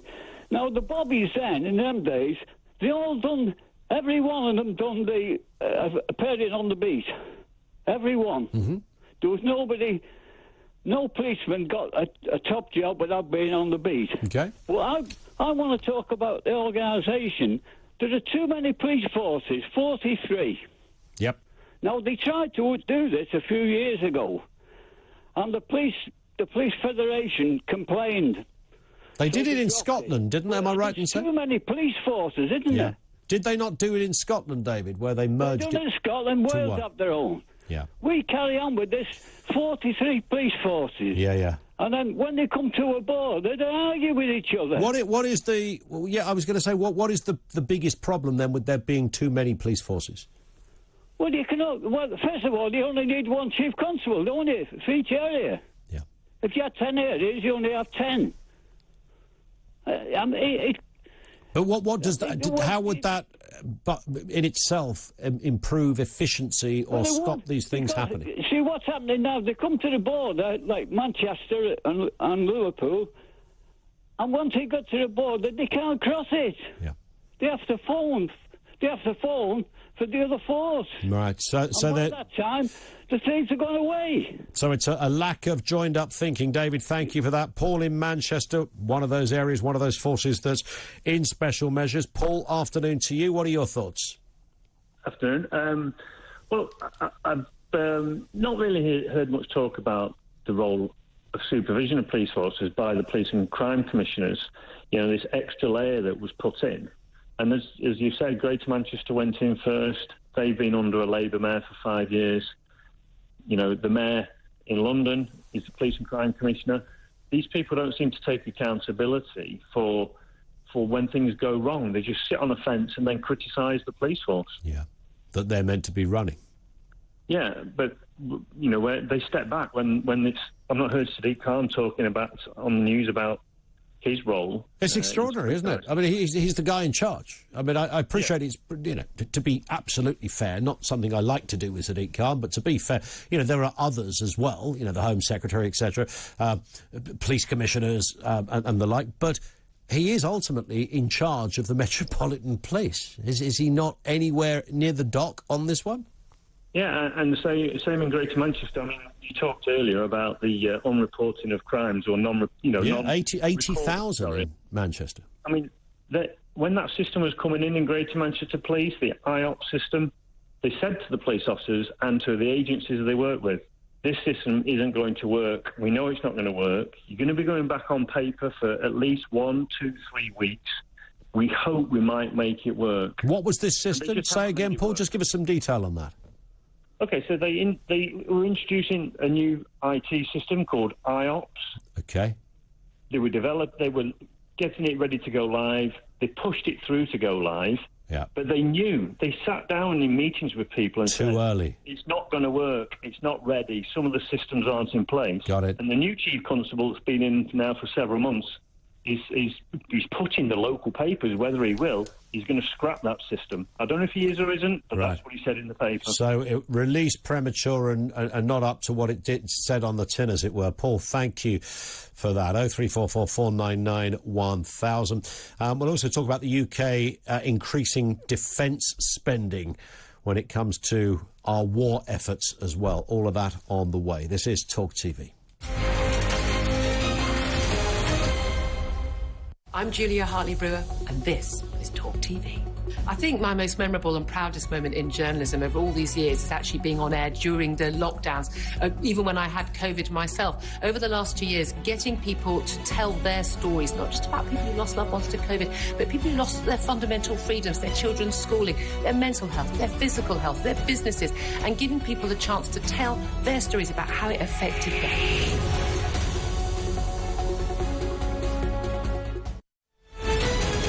This is Talk TV News. Good afternoon, I'm Emily Rose Adams. A mother and stepfather have been jailed for life for murdering their 5-year-old son. Angarad Williamson will spend at least 28 years in prison, while her partner John Cole was told he'll serve a minimum of 29 years. The pair were found guilty of killing Logan Mwangi alongside a 14-year-old who was also sentenced to life. And prosecutors say attempts to cover up the murder made the investigation challenging. Not only had these people committed a horrific crime against a defenceless 5-year-old child, but then conspired together to dump that body in a river lied to the police by phoning them to try and put them off their tracks, continued those lies in the interview, which meant they were blaming each other, and the picture of what actually had happened was really difficult to ascertain. The Prime Minister says NATO is more resolved than ever to support Ukraine as the summit in Madrid comes to a close. Boris Johnson says they will together help the world cope with the impacts of war, such as the rise in fuel prices and the cost of living crisis. He also confirmed that Britain's defence spending will reach 2.5% of its GDP by the end of this decade, and said that the price of freedom is always worth paying. Ukrainian forces have released a video of their attack on Snake Island in the northwestern Black Sea, which they say forced the withdrawal of Russia. The key strategic island has been fought over since the start of the war, and Moscow says their retreat was done as a gesture of goodwill. And Formula One says comments by the sport's former boss Bernie Ecclestone on Vladimir Putin are in stark contrast to modern values. In an interview this morning, Bernie said he would take a bullet for the Russian leader, describing him as a first-class person. That's all for now. We'll have more news updates in half an hour.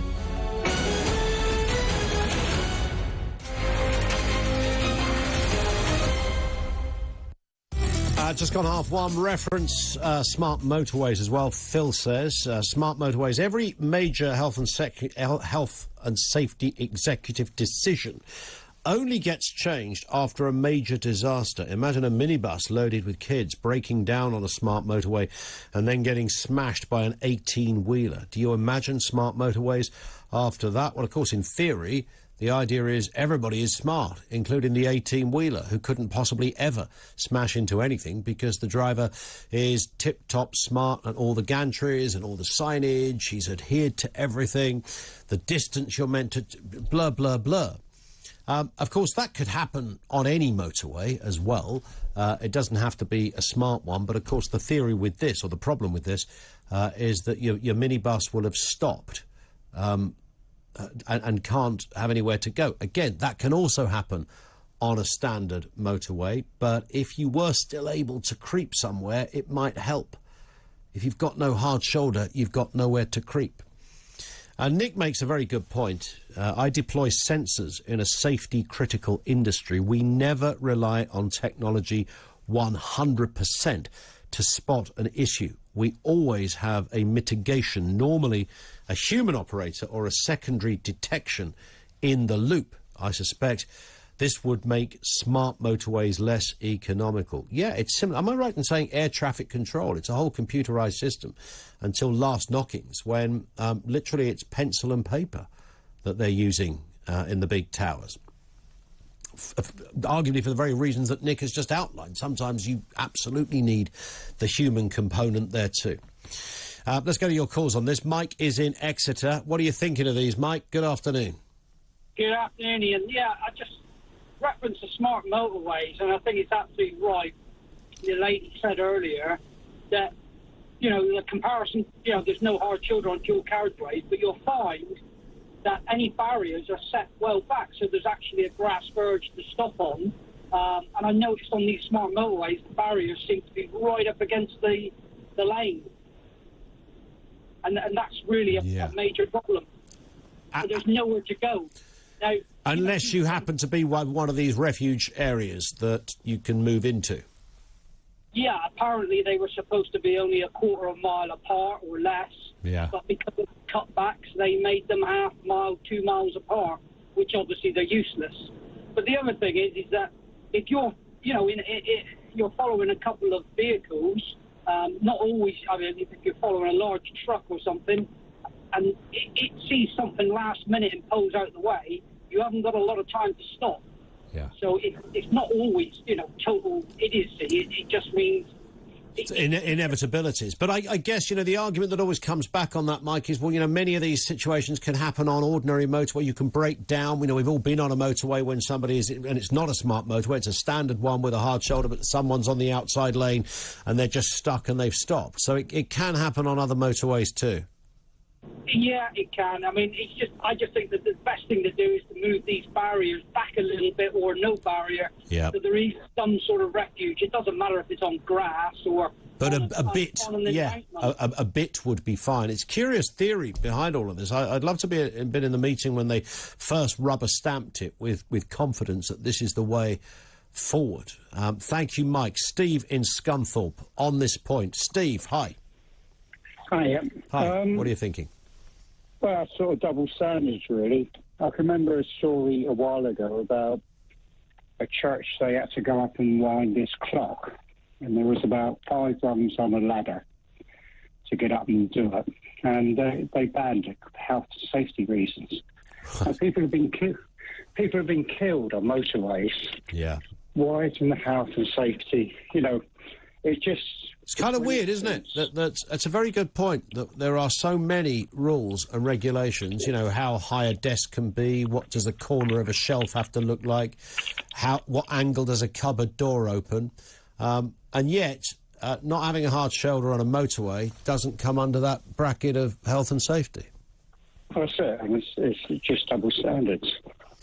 Yeah, it's quite unfathomable, frankly, isn't it? I mean, do you travel on them much, Steve, or have you? I don't know what the nearest one is to you in Scunny.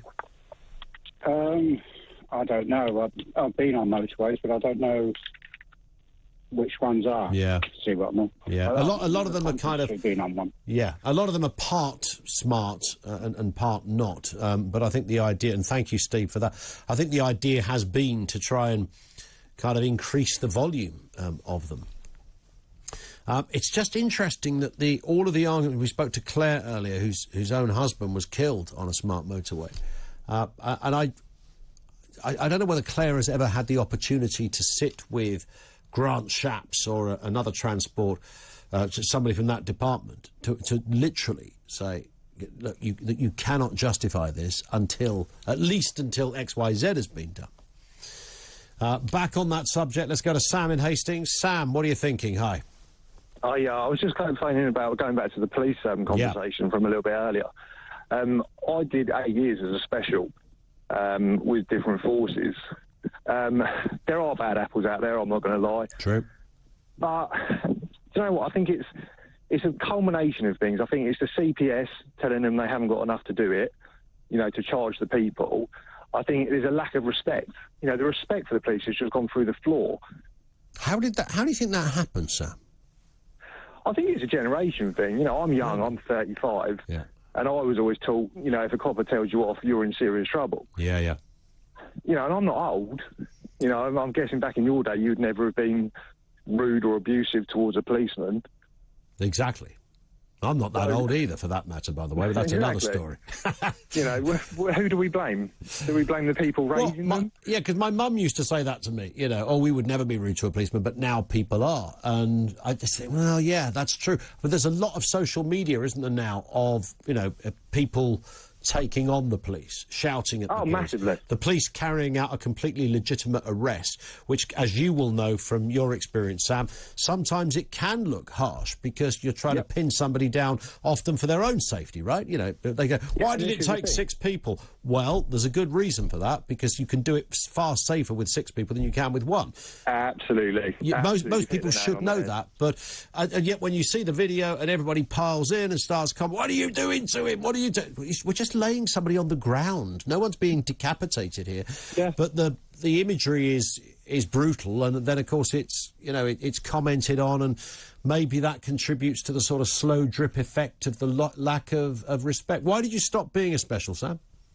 I'll be honest with you, I had a family, and I just didn't have the time to put into it anymore. Yeah. And I had, do you know, I feel sorry for a lot of them, because they want to go out and do their job, but they're so restricted on what they can do. Correct. You know, it's like this whole knife crime thing. Yep. Well, everyone keeps going on about sort out the knife crime, but then as soon as they start doing the stop and search...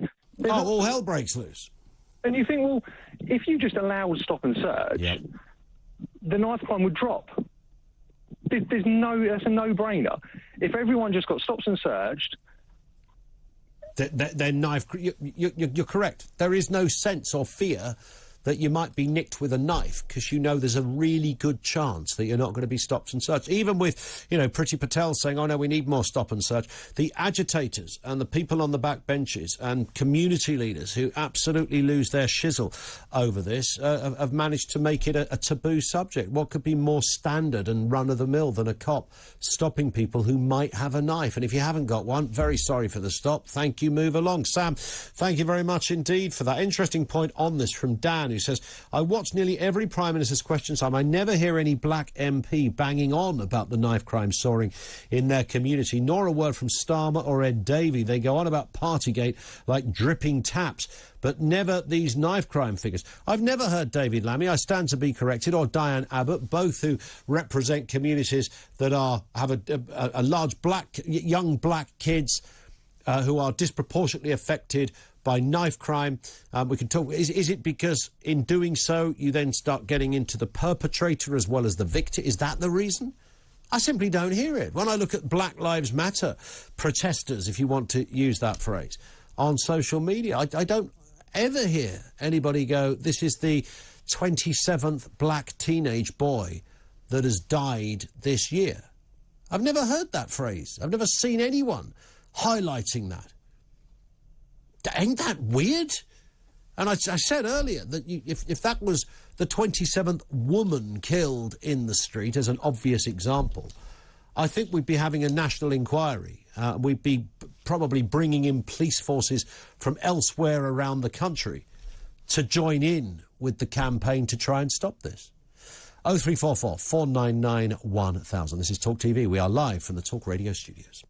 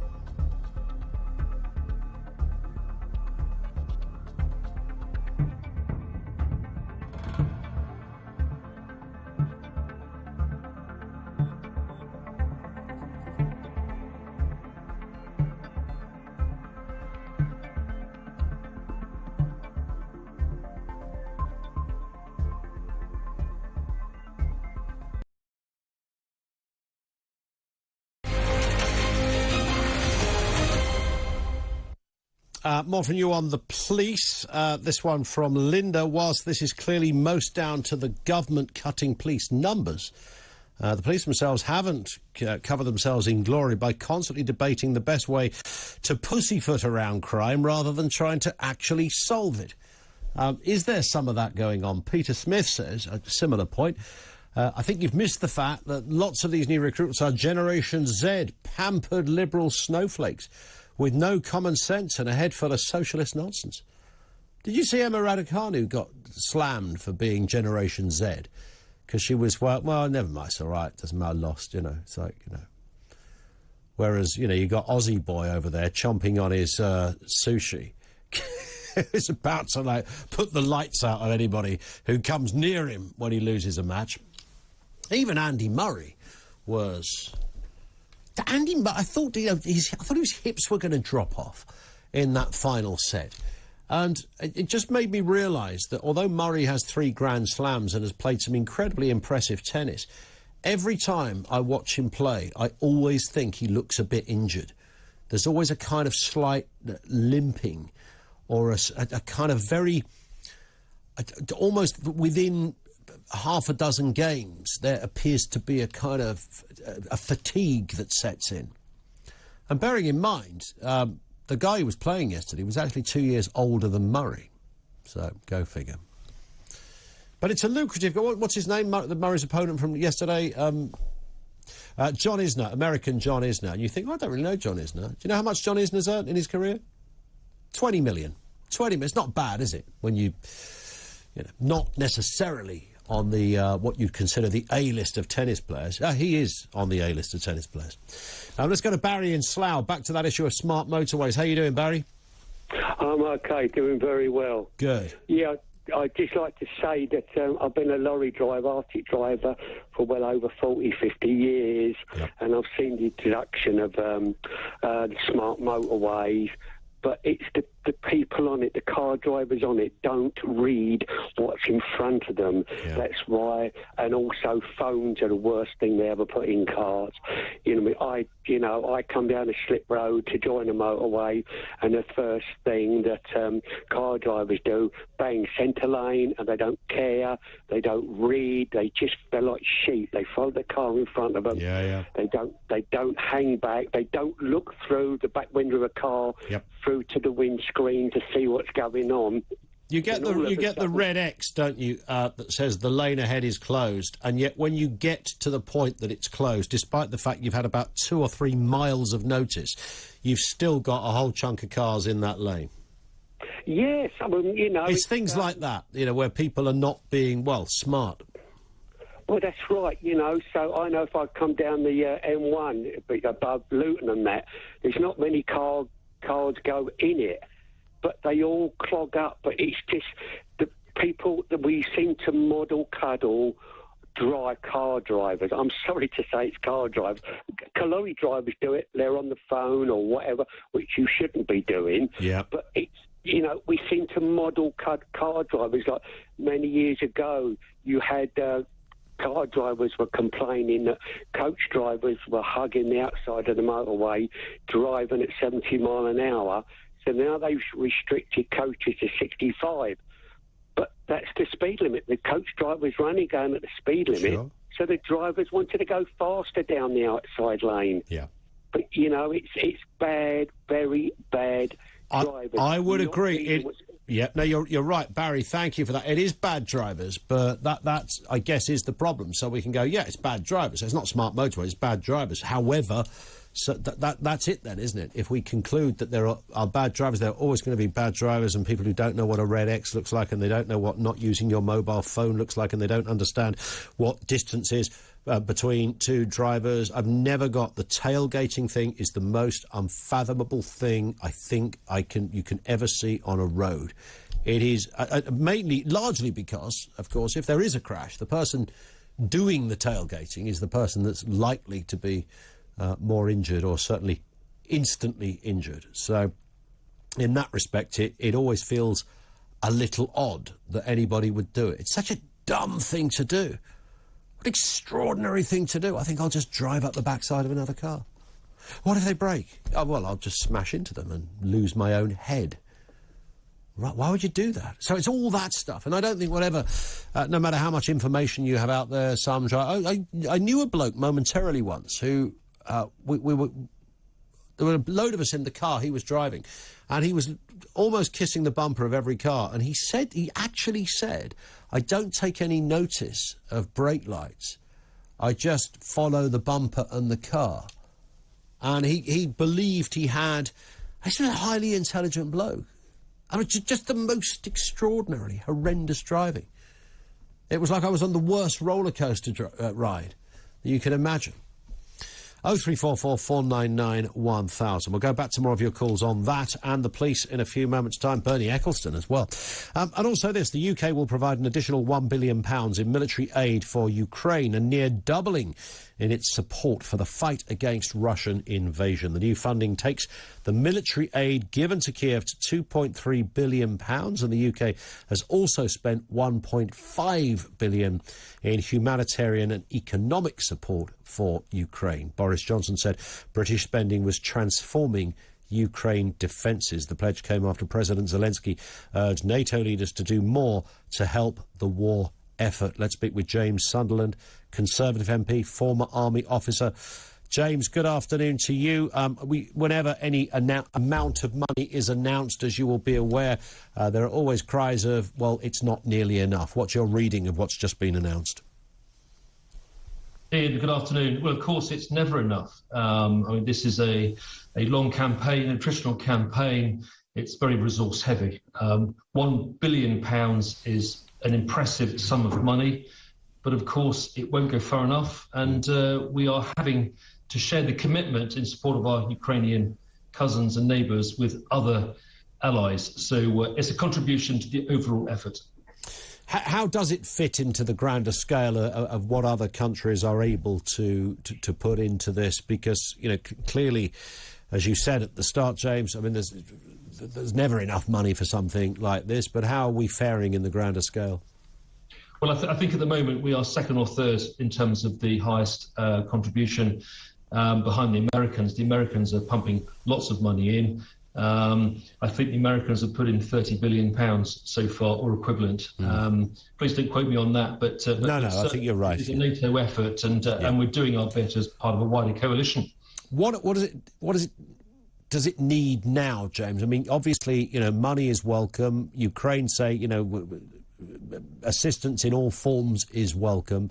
But, of course, Ukraine are up against a man that's not going to stop. You're a former military man yourself. You know your way around some of the thinking of people. Hard to guess, second-guess a psychopath. But what do you suppose could happen in order for this to come to at least a standstill, if not a full stop? Well, I think the simple facts are that you've got an aggressor in Russia. So Putin's made the decision to invade a sovereign neighbour, namely Ukraine. And of course, the money that's being provided by NATO and other nations is to support Ukraine in its defence. So this is not an aggressive action. This is to allow the Ukrainian people to defend their territory.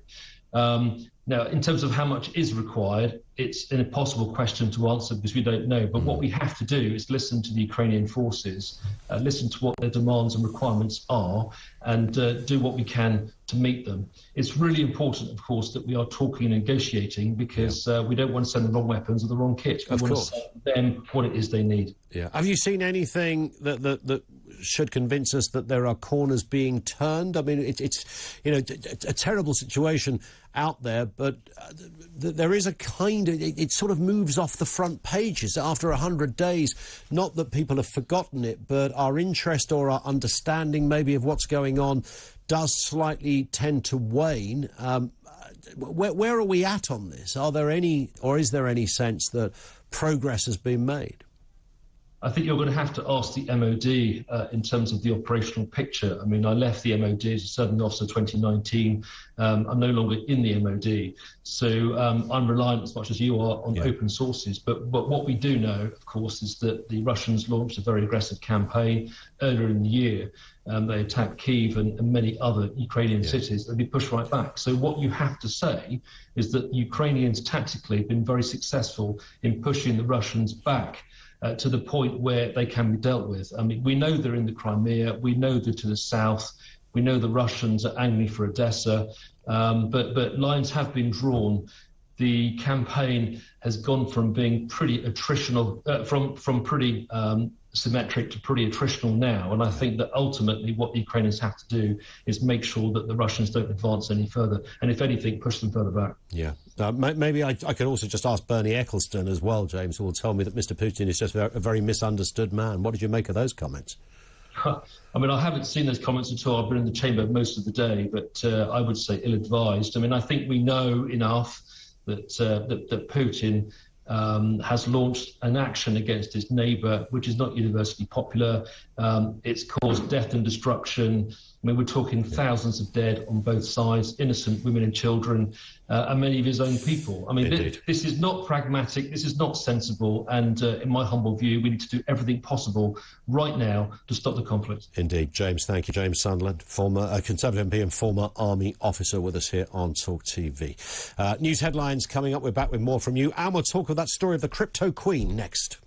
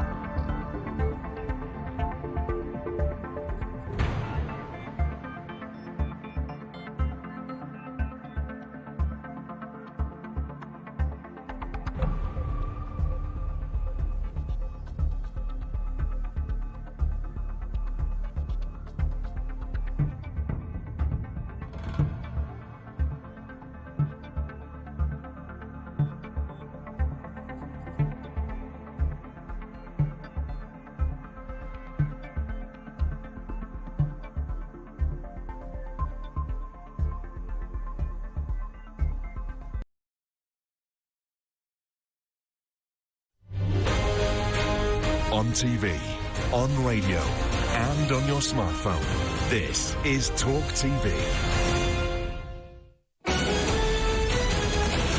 Talk TV News at 3. G'day, afternoon, I'm Emily Rose Adams. A mother and stepfather have been jailed for life for murdering their 5-year-old son. Angarad Williamson will spend at least 28 years in prison, while her partner John Cole was told he'll serve a minimum of 29 years. The pair were found guilty of killing Logan Mwangi alongside a 14-year-old who was also sentenced to life. Well, prosecutors say attempts to cover up the murder made the investigation challenging.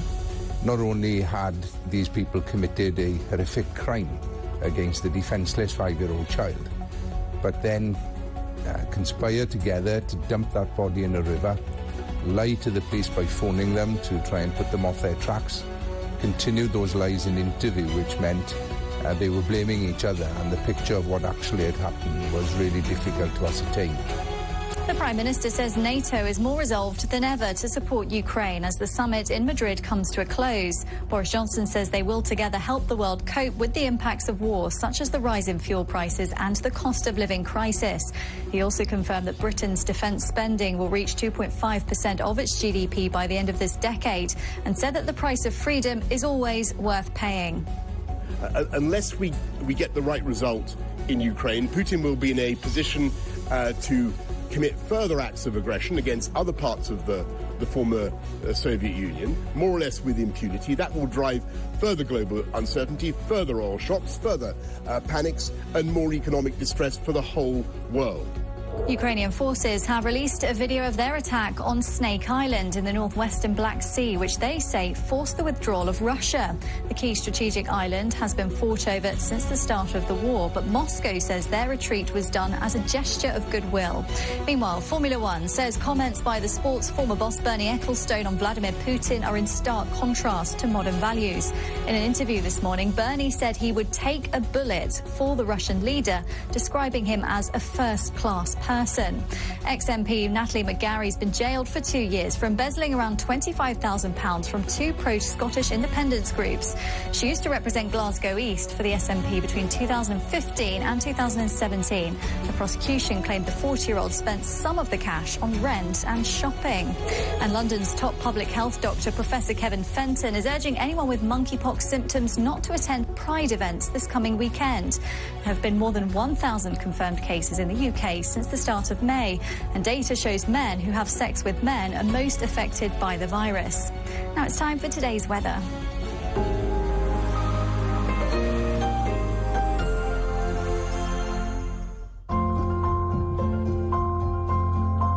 Sunday Times Culture sponsors Talk TV Weather.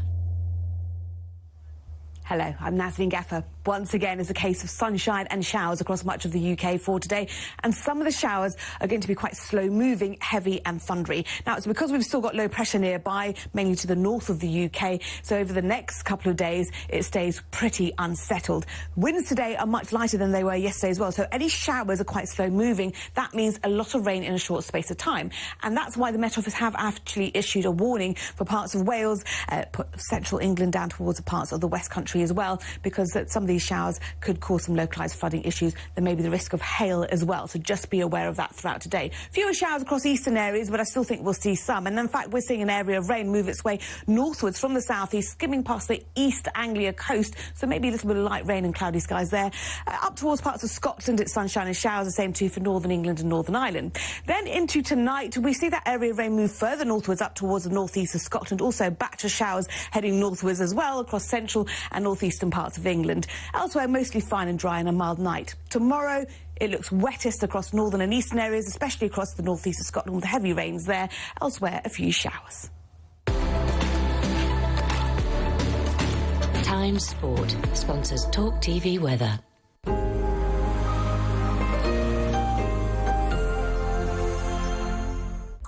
The Sunday Night Club is your club. I'll take you inside the dressing room, from the terraces to the boardroom, to ask the questions you want answered. There is no membership required for the Sunday Night Club from 7.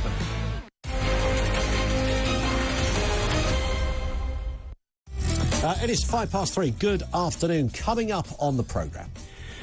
The public put their trust in the police and have every right to expect the country's largest force to protect them effectively and carry out their duties to the very highest professional standards. The government supports the action that the Inspectorate has taken to escalate the force into special measures and address where it is falling short. That's the policing minister. We now learn that it wasn't just one police force in special measures, but actually 6 of them. These are serious problems for British policing, but where exactly has it all gone wrong, and what needs to be done to restore our faith in the police service? Earlier I put that question to the National Chair of the Police Federation, Steve Hartshorn. I think in a nutshell you can probably blame long-term funding, decrease of policing across the country, and also a failure of leadership at the very highest levels of policing. That includes chief constable levels and also government. It needs strong leadership to set the direction of travel. That will then enable police officers to take action by their lead and to have confidence to go onto the streets of this country, to police effectively without fear and favour, to do the job they're employed to do and protect the public. And we'll continue to take more of your calls later in this hour on precisely that. Also on the programme, the inside story of the world's biggest crypto con, described often as the biggest scam of the 21st century. The author Jamie Bartlett is with us next. And also, we can't really avoid this one. How would you describe a psychopathic mass murderer like Vladimir Putin? I'd still take a bullet for him. I'd rather it didn't hurt, but if it does, I'd still take a bullet. Because he's a first-class person, and what he's doing is something that he believed was the right thing he was doing for Russia.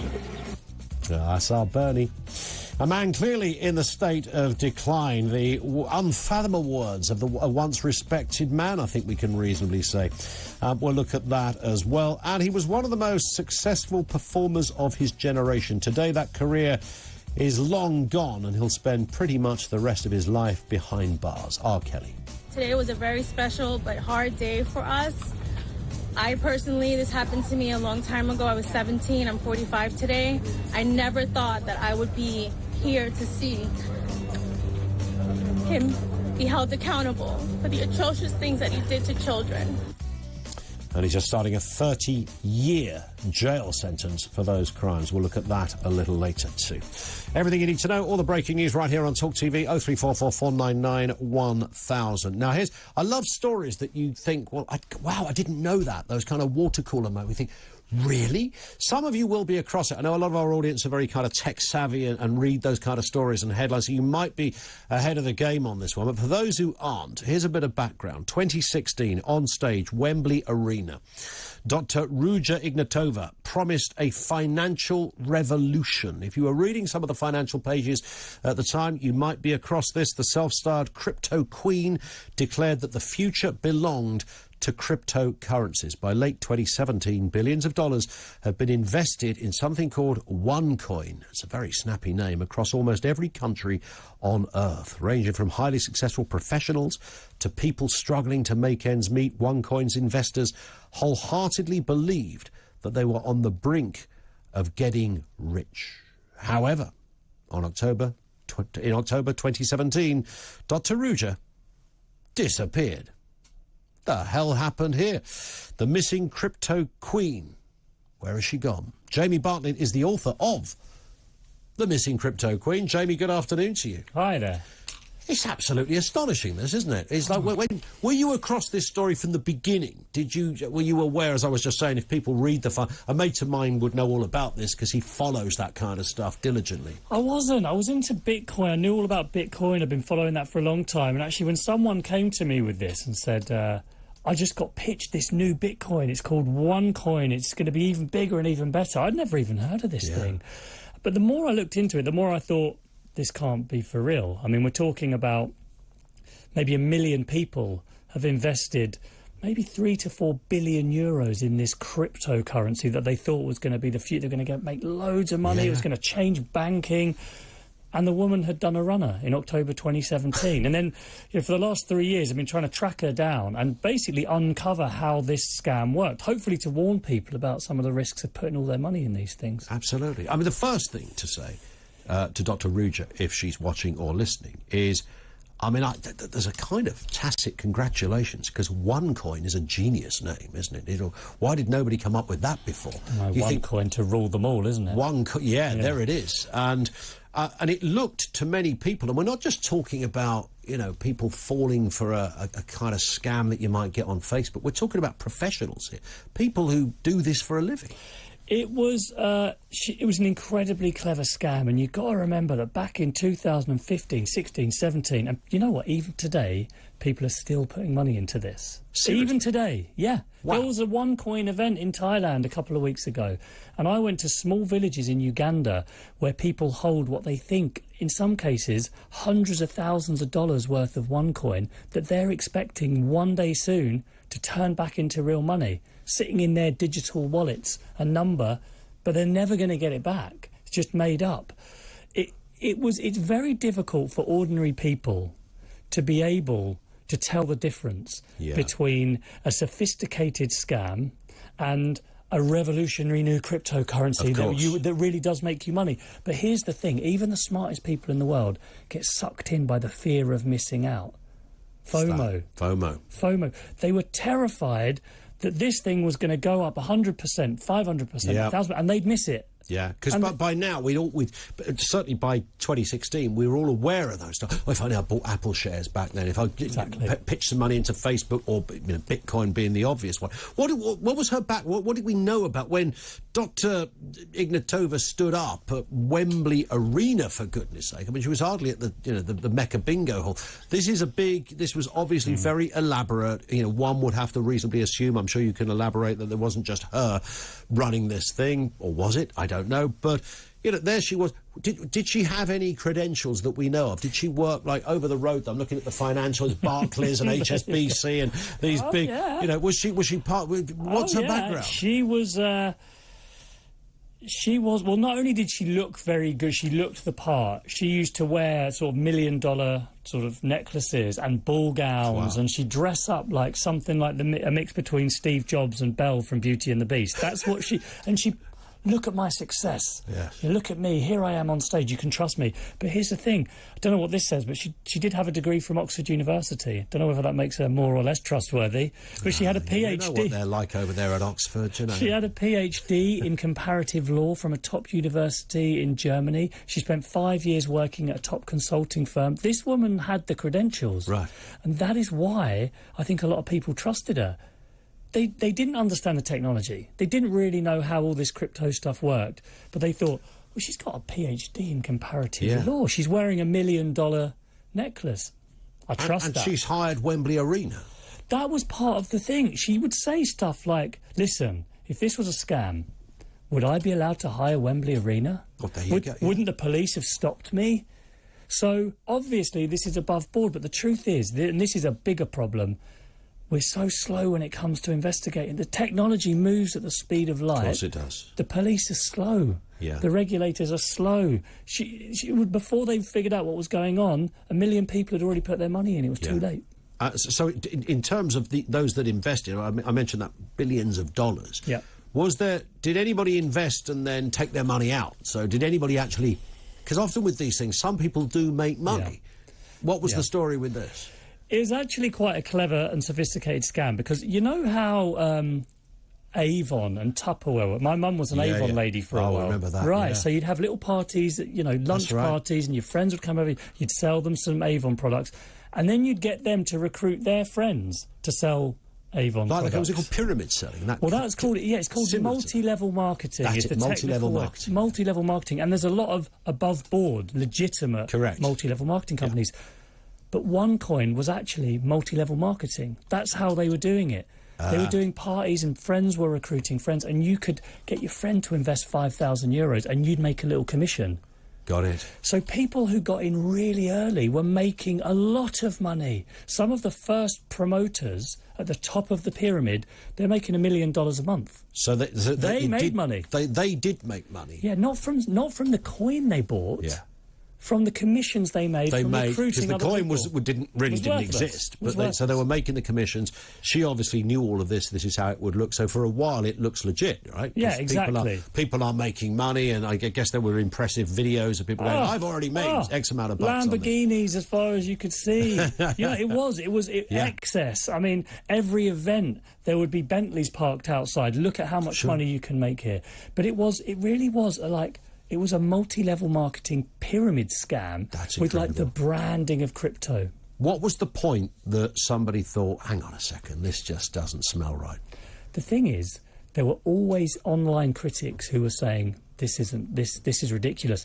You can't make 300% return in a month. It's not possible. This is a lie. Yeah. The whole thing stinks. I don't trust the technology. But she would brush it off as internet haters. Even when we did the podcast, because this is a book, but it was a podcast as well. We were accused of being fake news. You know, we're scared. Really? We're scared of this. If a regulator did say something, they would say, yeah, that's because you're part of the global banking elite. You're terrified of the future. So she was really good at sort of dismissing the criticism. So there were always people who could see through this. But again, investors were so blinded by the possibility of changing their lives, of putting in $100 and getting $10,000 out the following year, they didn't care. So at some point, she just disappeared from this. And have you been looking for her? Oh, yes, I've been looking for her. I mean, how's that going, Jamie? It's going all right. It's quite hard to find someone who has a new face, a new identity, a new name, fake documents, and at least $500 million to her name. Yeah. Bit more than I've got. What about have you found any relatives? There's a lot going on with this. I mean, the funniest thing really about it all is she disappeared. She's a multi-millionaire, billionaire possibly. Yeah. She disappears on a Ryanair flight. Last place people are going to think that she's going to go. She takes a Ryanair flight from Sofia, Bulgaria to Athens, Greece in 2017, and she's gone. And we've been following, like, where did she go after that? We've had a lot of sightings, following a lot of tracks. I'm not going to give the game away completely. We might be getting closer to her, but the authorities are also closing in finally. She's now, as of last month, on Europol's most wanted criminals list. But as you say, if she looks different... You could walk past her in the street out here. I mean, I heard people saying she lives in London. I've heard people saying she's gone to Brazil. She's had a sex change. I mean, the number of theories about where this woman has gone to with all their money, you wouldn't believe it. But I think she's actually closer to home. She's a very family-orientated person. She's quite well protected in Bulgaria. So I don't think she ever actually went... She got kids? Or? She does, yeah. So that's, I mean... Presumably authorities would be watching her family they'll be just to see if there's any... Yeah. Well, it's only really been the last couple of years that the authorities have clocked onto this properly. Got it. So I think she's actually gone more underground. And her brother, who took over the company when she left... He got arrested in the US and started now working with the government. Oh, really? Because she just kind of landed him in it. She disappeared. He became the CEO. She's brutal. Didn't understand anything about this technology. Flies to America, gets himself arrested immediately. Faces 90 years in prison thanks to his sister, and decides to work with the government for a reduced sentence. So that's one family member. So listen, the podcast is out there as well. Just search it through your normal podcast provider. And the book is called The Missing Crypto Queen by Jamie Bartlett. Is it out right now? It's been out just for a few days. Just for a few days. Jamie Bartlett's The Missing Crypto Queen. You'll have to come back on with an update on this, Jamie. You'll be the first to know. Please do. Really good to see you. Yeah, you too. Thank you. This is Talk TV.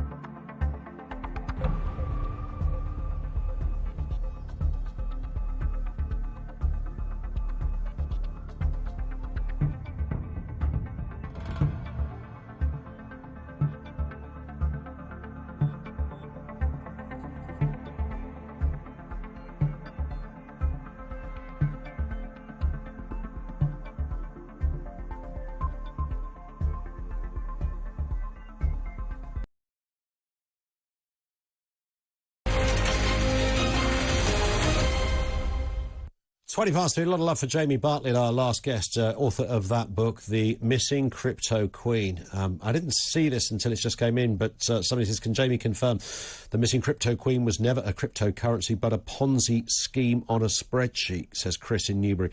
And I think probably, yes, that would sound about right, a kind of, what was it, multi-level marketing thing, where the only people that made money were those making money on commission of the people that put in money. But actually there was no actual money or currency there. It's audacious. It's incredible. 03444991000. We were talking about Generation Z, and I mentioned Emma Raducanu had come in for a bit of stick from people who said, look, you know, that's not, she didn't sound like a champion, you know, she was too like, well, I wasn't very lucky, it doesn't matter, you know, so what? Go back to Bromley, go out for a night, go down the Glades. She didn't say all of that, but more or less. And Adrian says, talking of British tennis, after winning the US Open, Emma Raducanu was awarded an MBE for services to tennis.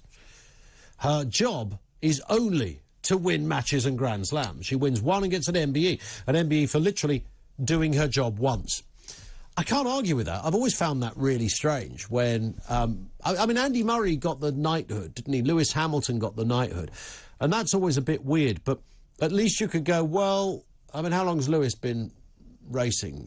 50, well, or since he was a kid, if you want to look at it that way. But, I mean, at that level, like forever, all of his adult life. Andy Murray, all of his adult life. So you could say, well, you know, it came after a long career.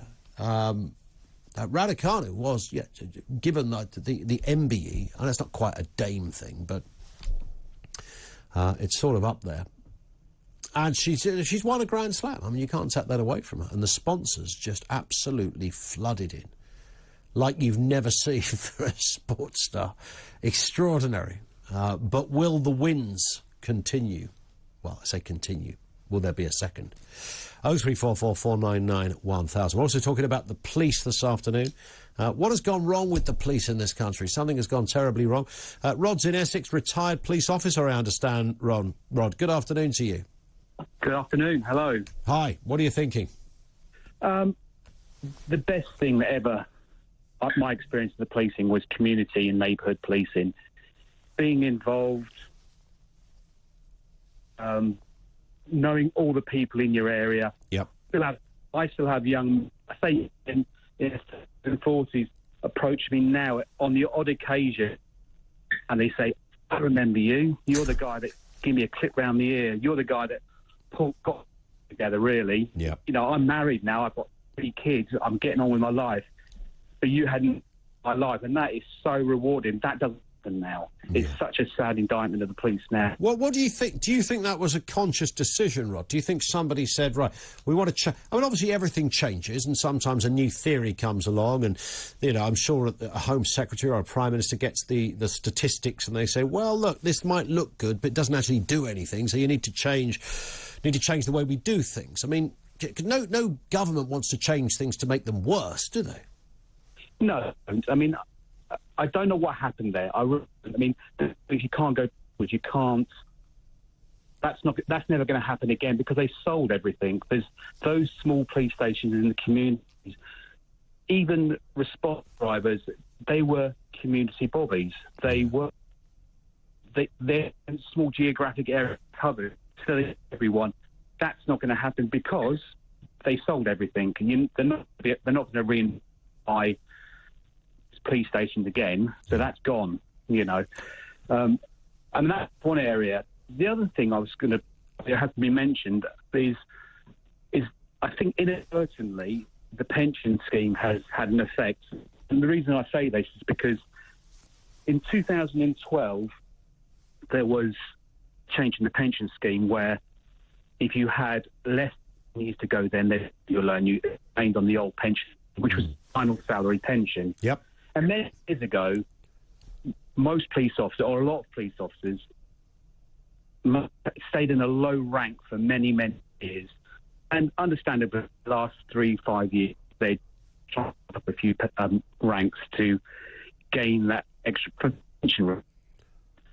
These days, because it's a career pension, no one stays in a rank long enough now to gain any experience. That is interesting. So they've tried to incentivise something, and in doing so, they've kind of maybe lost something, and that's a very good point. Rod, we stopped there, partly because your phone line is... We persisted with it for as long as we could, because I know you had some great things to say, but the point was made, though. Rod, thank you. Great call. Les Sutton-Coldfield, also a former cop. Afternoon to you, Les. How are you? Good. Good. Great show. Yeah, how long did you serve in the job? 30 years to the day. 30? 30 years to the day. To this very day?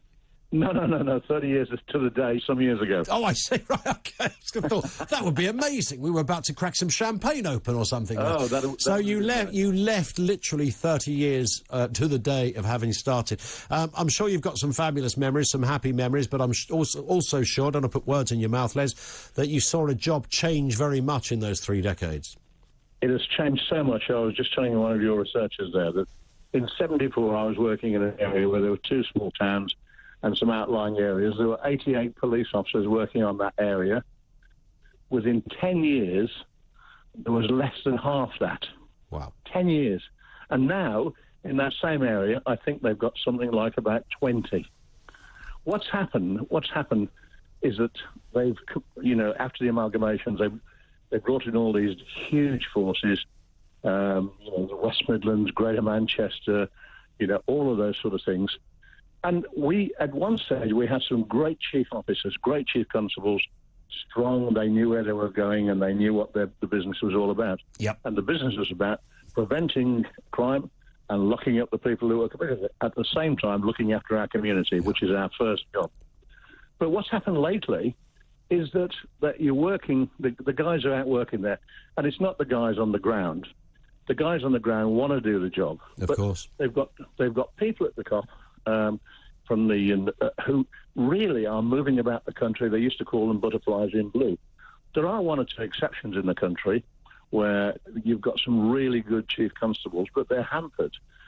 At one stage, we used to recruit from the military. Quite a few guys came in from the military, first-class people. They were, in the main, senior NCOs and warrant officers, and they had a lot in the Midlands area, I do recall. But now, what's happening is it's now absolutely essential that people have got to come in with a degree or be allowed to study or study for a degree. And we're not getting the right sort of people in. That's the problem. Yeah, there it is. Les, again, I cut in only for time, but thank you. Not the right kind of people, plus that reduction in those crucial areas. 0344 499 1000. More to come, including R. Kelly, 30 years in prison. We'll cross to America for an insight into that sentencing in a few moments' time. This is Talk TV. I'm Julia Hartley-Brewer, and this is Talk TV. I think my most memorable and proudest moment in journalism over all these years is actually being on air during the lockdowns, even when I had COVID myself. Over the last 2 years, getting people to tell their stories, not just about people who lost loved ones to COVID, but people who lost their fundamental freedoms, their children's schooling, their mental health, their physical health, their businesses, and giving people a chance to tell their stories about how it affected them.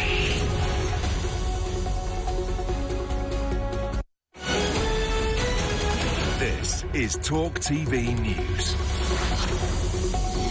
Good afternoon, I'm Emily Rose Adams. The Prime Minister says NATO is more resolved than ever to support Ukraine as the summit in Madrid comes to a close. Boris Johnson says they will together help the world cope with the impacts of war, such as the rise in fuel prices and the cost of living crisis. He also confirmed that Britain's defence spending will reach 2.5% of its GDP by the end of this decade. Meanwhile, speaking at the summit in Madrid, Joe Biden said that the right to an abortion in the US has to be made into law.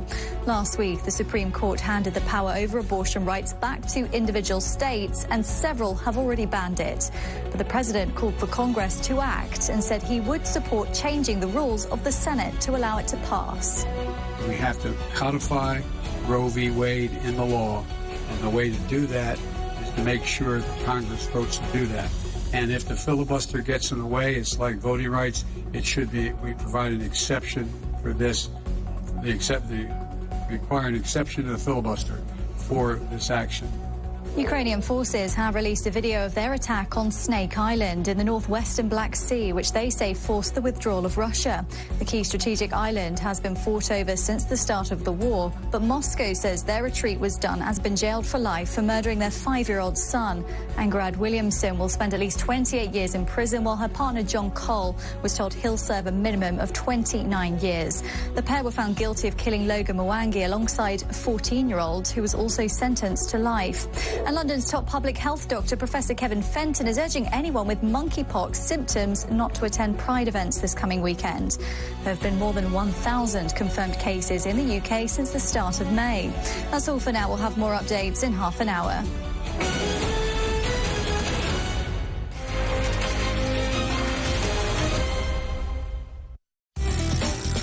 Right back on it with you shortly. Bunch of subjects up and running. Smart motorway. Talk me through smart motorways. I want to hear almost the supporting argument for smart motorways, and I don't ask that in a kind of because I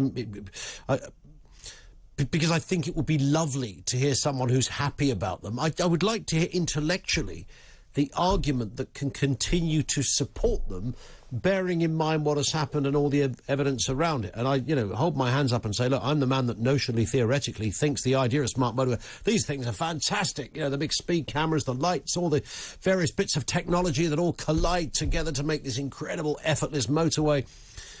Great on paper. Manifestation of it is that they are highly dangerous. But if you're still a supporter, and every time you get on a smart motorway, wherever it happens to be, you go, I love this. This is a far better driving experience, because they're obviously bigger because there's more lanes, right? 0344 499 1000. If that is you, I want to hear from you. What has gone wrong with the police? And defenders of Bernie Ecclestone. Show your faces now. I'd love to hear faces and voices on that one as well. Very quiet in the ranks there, which I can understand. Be a smart... maybe a brave person who would defend his comments this morning. 0344 499 1000. Now, as we've reported, the US singer R. Kelly has now been sentenced to 30 years in prison for using his celebrity status to sexually abuse children and women. The R&B artist was convicted, of course, last September in New York of racketeering and sex trafficking crimes. He had faced years of allegations, and the judge on Wednesday said he had an indifference to human suffering. Lawyers for R. Kelly say he will appeal. Ahead of his sentencing, a handful of women took to the stand to confront the disgraced singer. Let's speak to Jim DeRogatis. Jim, help me out here. I've done it again. That was not bad. DeRogatis. Hey, is it DeRogatis? It's really easy. And for some reason, I stumbled at the first hurdle there. You are, of course, a music critic, author of Soulless, The Case Against R. Kelly. I thought that... let's pick up on the comments of the judge, because I thought that one line there, indifference to human suffering, a lot of us would have watched Surviving R. Kelly and read and listened to the kind of things you've been saying. That absolutely encapsulates the man there, doesn't it? It certainly does. When you think about victim number one was 1991, the 30-year sentence is a little less than a year for every year he ruined the lives of 14, 15, 16-year-old girls. And he's, to this day, has not expressed remorse whatsoever. Did not speak yesterday, did not take the stand during his trial, did not take the stand in the first trial in 2008. He thinks he is a god above people in the history of popular music. Men have been treating women badly since the era of the Bobby Soxers. No one has ever been convicted of crimes that went on as long and are as deep as Kelly's. And yes, I know about your Jimmy Savile. Indeed. I mean, there are clearly precedents and examples around the world of people who've carried out horrendous crimes, as you just referenced there. I think in a way, you've answered my second question already, because it is that indifference and the idea that, I don't care, I ain't going to get caught. When you watch some of the documentaries on this man, I mean, and Surviving R. Kelly is obviously the one that brought this, perhaps the detail of this to global attention. Many more diligent or those that have an interest in music might have already been following these cases. But what I found interesting, Jim, was that here was a guy that was literally imprisoning young girls. and almost an industrial scale. Sometimes at the same time, some would go, others would come back. You know, there were kids almost on the missing list. Parents knocking on doors saying, "You've got my daughter here." You might think that someone around R. Kelly would have gone, "Listen, this is going to, at some point, you're going to get rumbled for this. This can't go on forever." Well, you're discounting two factors. Number one, money. Clive Calder, one of your fellow countrymen who started Jive Records, was well aware of settlements being paid to silence underage girls. Kelly sold 100 million records, his own and those he produced for everyone from Celine Dion to Lady Gaga. While the gravy train was rolling, they were not going to derail it. The other factor, sad to say, is in the U.S., we do not believe women in general, and we especially do not believe young black girls. I am only amplifying what dozens of his victims who bravely spoke out to me have told me. I was a young black girl. No one was going to listen to me. Thank you for telling my story. Yeah. Against the might of the biggest name in the music industry. It was he was convicted. He was convicted under racketeering statutes, the same laws that the federal government here uses to stop drug dealers and mafia. And his entire criminal enterprise lasted for 30 years while he was making all this money, selling so many records, generating $1 billion for Jive Records. He everything existed to satisfy his illegal, immoral, and devastating sexual urges. That this happened in the full glare of the world spotlight, I think that we really have to wrestle with the ramifications of that in the years to come. And interestingly, I mean, you think about those around him. I mean, this was a guy that kind of...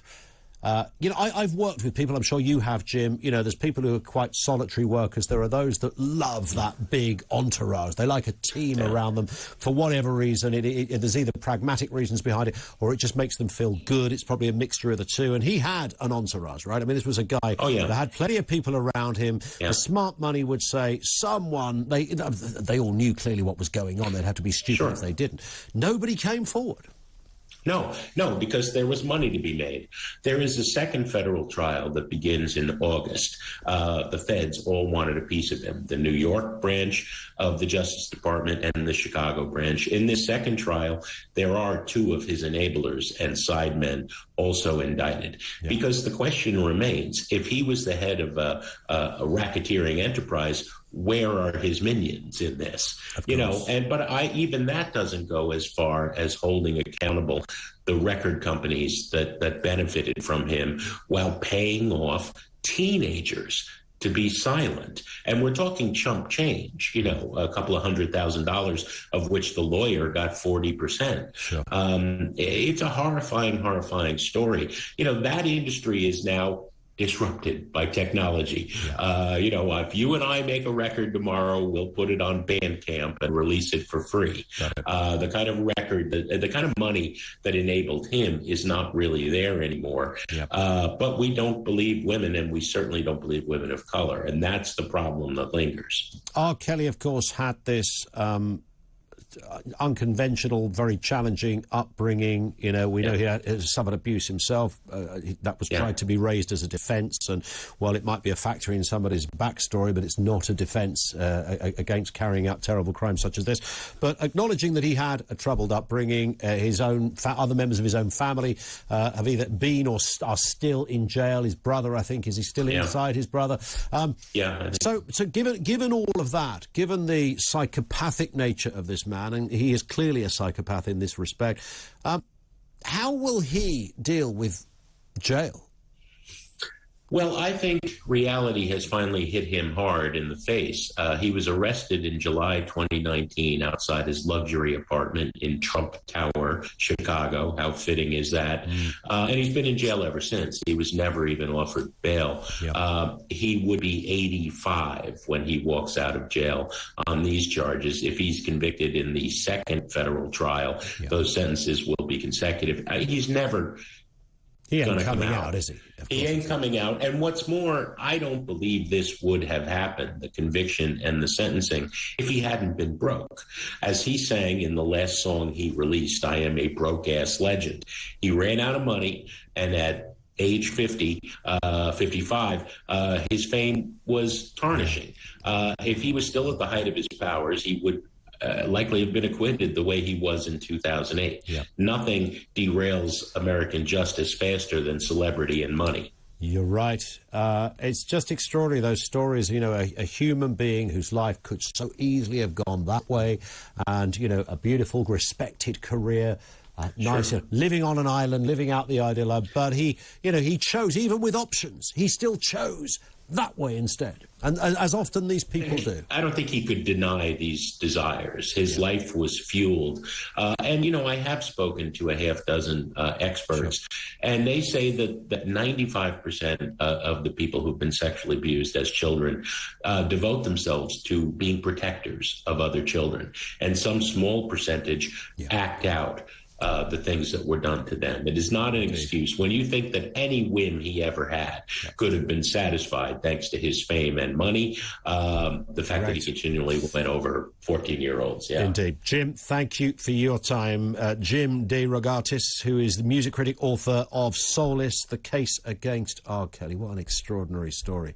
And 30 years, some will say that's not nearly enough, by the way, in the chiller, arguably for the rest of his life. This is Talk TV.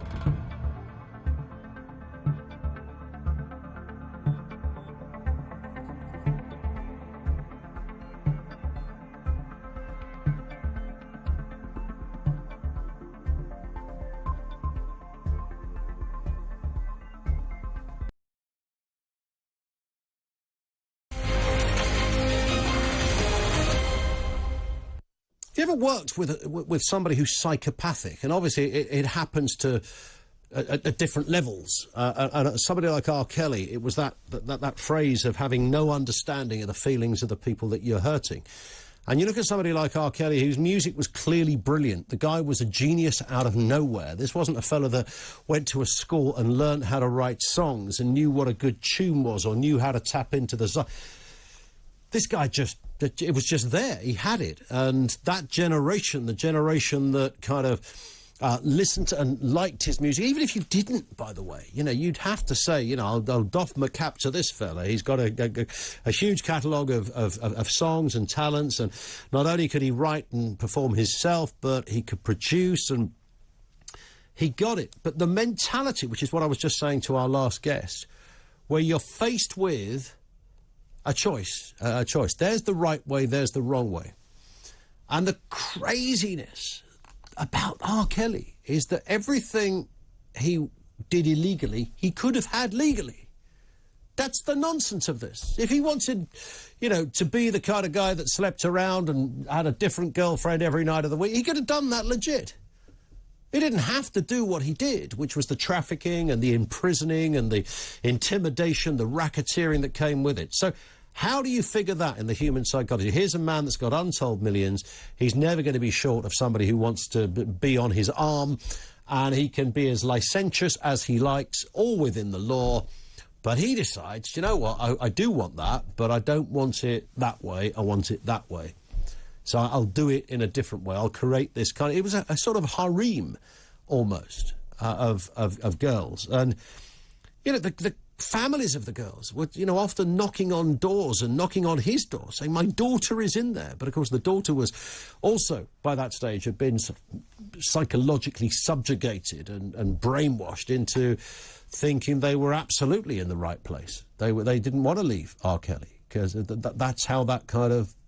Well, it's a cult, right? It's exactly the same as people who join cults, and it became a cult in that respect. It's the he didn't have to do it bit that I can't... The guy's doing 30 years in jail. The remainder of his life will be behind bars. From opulence and big cars, diamonds and holidays and any untold anything you like. Tickets to the best ball games on the planet. Everything gone.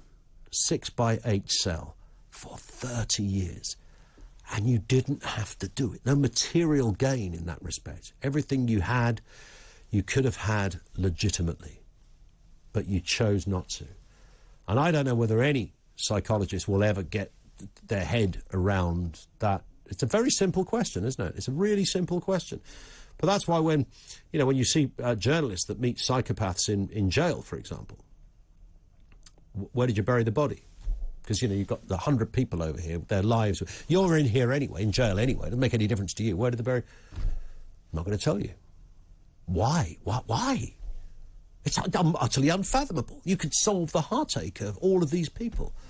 Your sentence will not be increased. You're already doing life. I'm not going to tell you.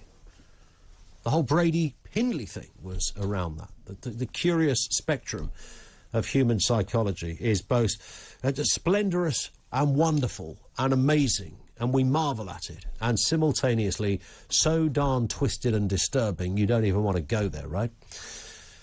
0344 499 1000. Let's go back to your calls. Ryan's in Doncaster, reference smart motorways. How you doing, Ryan? Afternoon, Ian. Good to you, thank you. Yeah, good. What are you thinking? Oh, there's lots of points to this, but I'll try and make it as quick as possible. Yep. Smart motorways are generally a good idea. Mm-hmm. I'm sure from what I've heard there's some infrastructure issues that need sorting out, camera bits and things like that, but when you boil it all down to the root cause, it comes down to a huge amount of people that have driving licences don't have the ability to think sensibly when operating what's ultimately a lethal weapon. Yeah. I sat on the motorway on the M1 on Sunday for 2.5 hours. For 5 miles of that queue, the inside lane had a red X on it. And then for the last 3 miles, 3 lanes had a red X on it.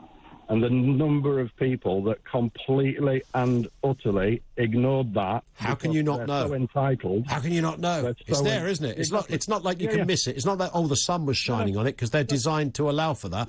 They're pretty glaring, those red X's. Yeah. It just boils down to a sheer arrogant entitlement of, I want to get where I'm going and I don't care about anybody else. And, ultimately, let's face it, we spent billions extending 4 lanes of motorway so that people can now sit in lane 2 and 3 doing 60 mile an hour and causing heavier traffic than sitting in lane 2 like they used to. Yeah. And it is purely, I honestly think, down to the sheer arrogance of us as a population when we're in a car. It is extraordinary, isn't it, that, and I said it all along, that this is down to the driver being smart. And I wasn't trying to be, an idiot when I said that and uncaring, but it is, isn't it? And the idea that we're expecting, or we think it's going to happen, is unrealistic, because we're never going to reach a stage, Ryan, where drivers are as smart as we'd like to think they are. There's always going to be a contingent of those that aren't. Yeah. Well, let's face it, most of the queues that we sat in get caused by the drivers just very simply driving too close and touching their brakes every 2 seconds. Yeah. If they just realised that they sat back and left a gap, then traffic could flow an awful lot better. But I've never been able to understand why a lorry can pull out on a 2-lane A1 as an example, and 4 miles back you come to a standstill. That lorry's doing 50 miles an hour. If we were all just left a big enough gap, we could all continue to do 50 miles an hour. Correct. It's exactly that. And also, when you get the contraflows, when the contraflows kick in, you think, none of this traffic has to stop.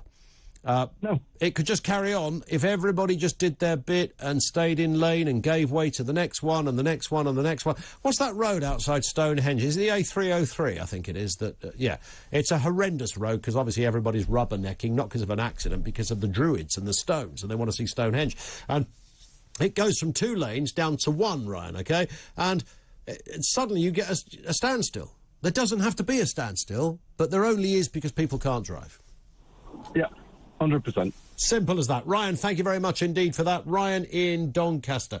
He makes the theory of the M25 was really simple, wasn't it? The M25 is the motorway that must never stop. It never has to stop. The M25, it's a circle. It's like a roundabout. It's like a merry-go-round. It should never have to stop because you think about it, it's just a loop. And you're on the loop and you travel around in your little car, and then when you get to the bit, I want to come off over there, you make your way nicely into the next lane, and then off you come on the slip lane and you go. Goodbye, fellow drivers, I'm off on my way. Fantastic. What could go wrong? Idiots! That's what can go wrong. Lots of them. Because people go, do you know what I'm going to do, right? I'm going to carry on driving and I won't stop until I come right to the very end. And then I'll move from lane 3 down to 2, down to 1, and then I'll get in the slip road. And then, of course, there's brakes all over the place. I'm sorry, Kevin O'Sullivan. I feel very strongly about Kevin O'Sullivan. Hey, I would never do that. How you doing, mate? I'm good. You? All right. What's going on after the news at 4 o'clock? What is it about little guys? Bernie Ecclestone and Putin, do they sort of stick together? You know, it's kind a of good point, a club. Actually. It might be that. Do you think it's a height thing? The allegiance is based on nothing Putin more than their... tiny Bernie, you know. They've got to stick up for each other because no one else will. I'm just wondering whether... That isn't... You know, that's a non-crime hate crime, by the way. I know. I'm prepared to be cancelled. Hey, everybody, I don't care.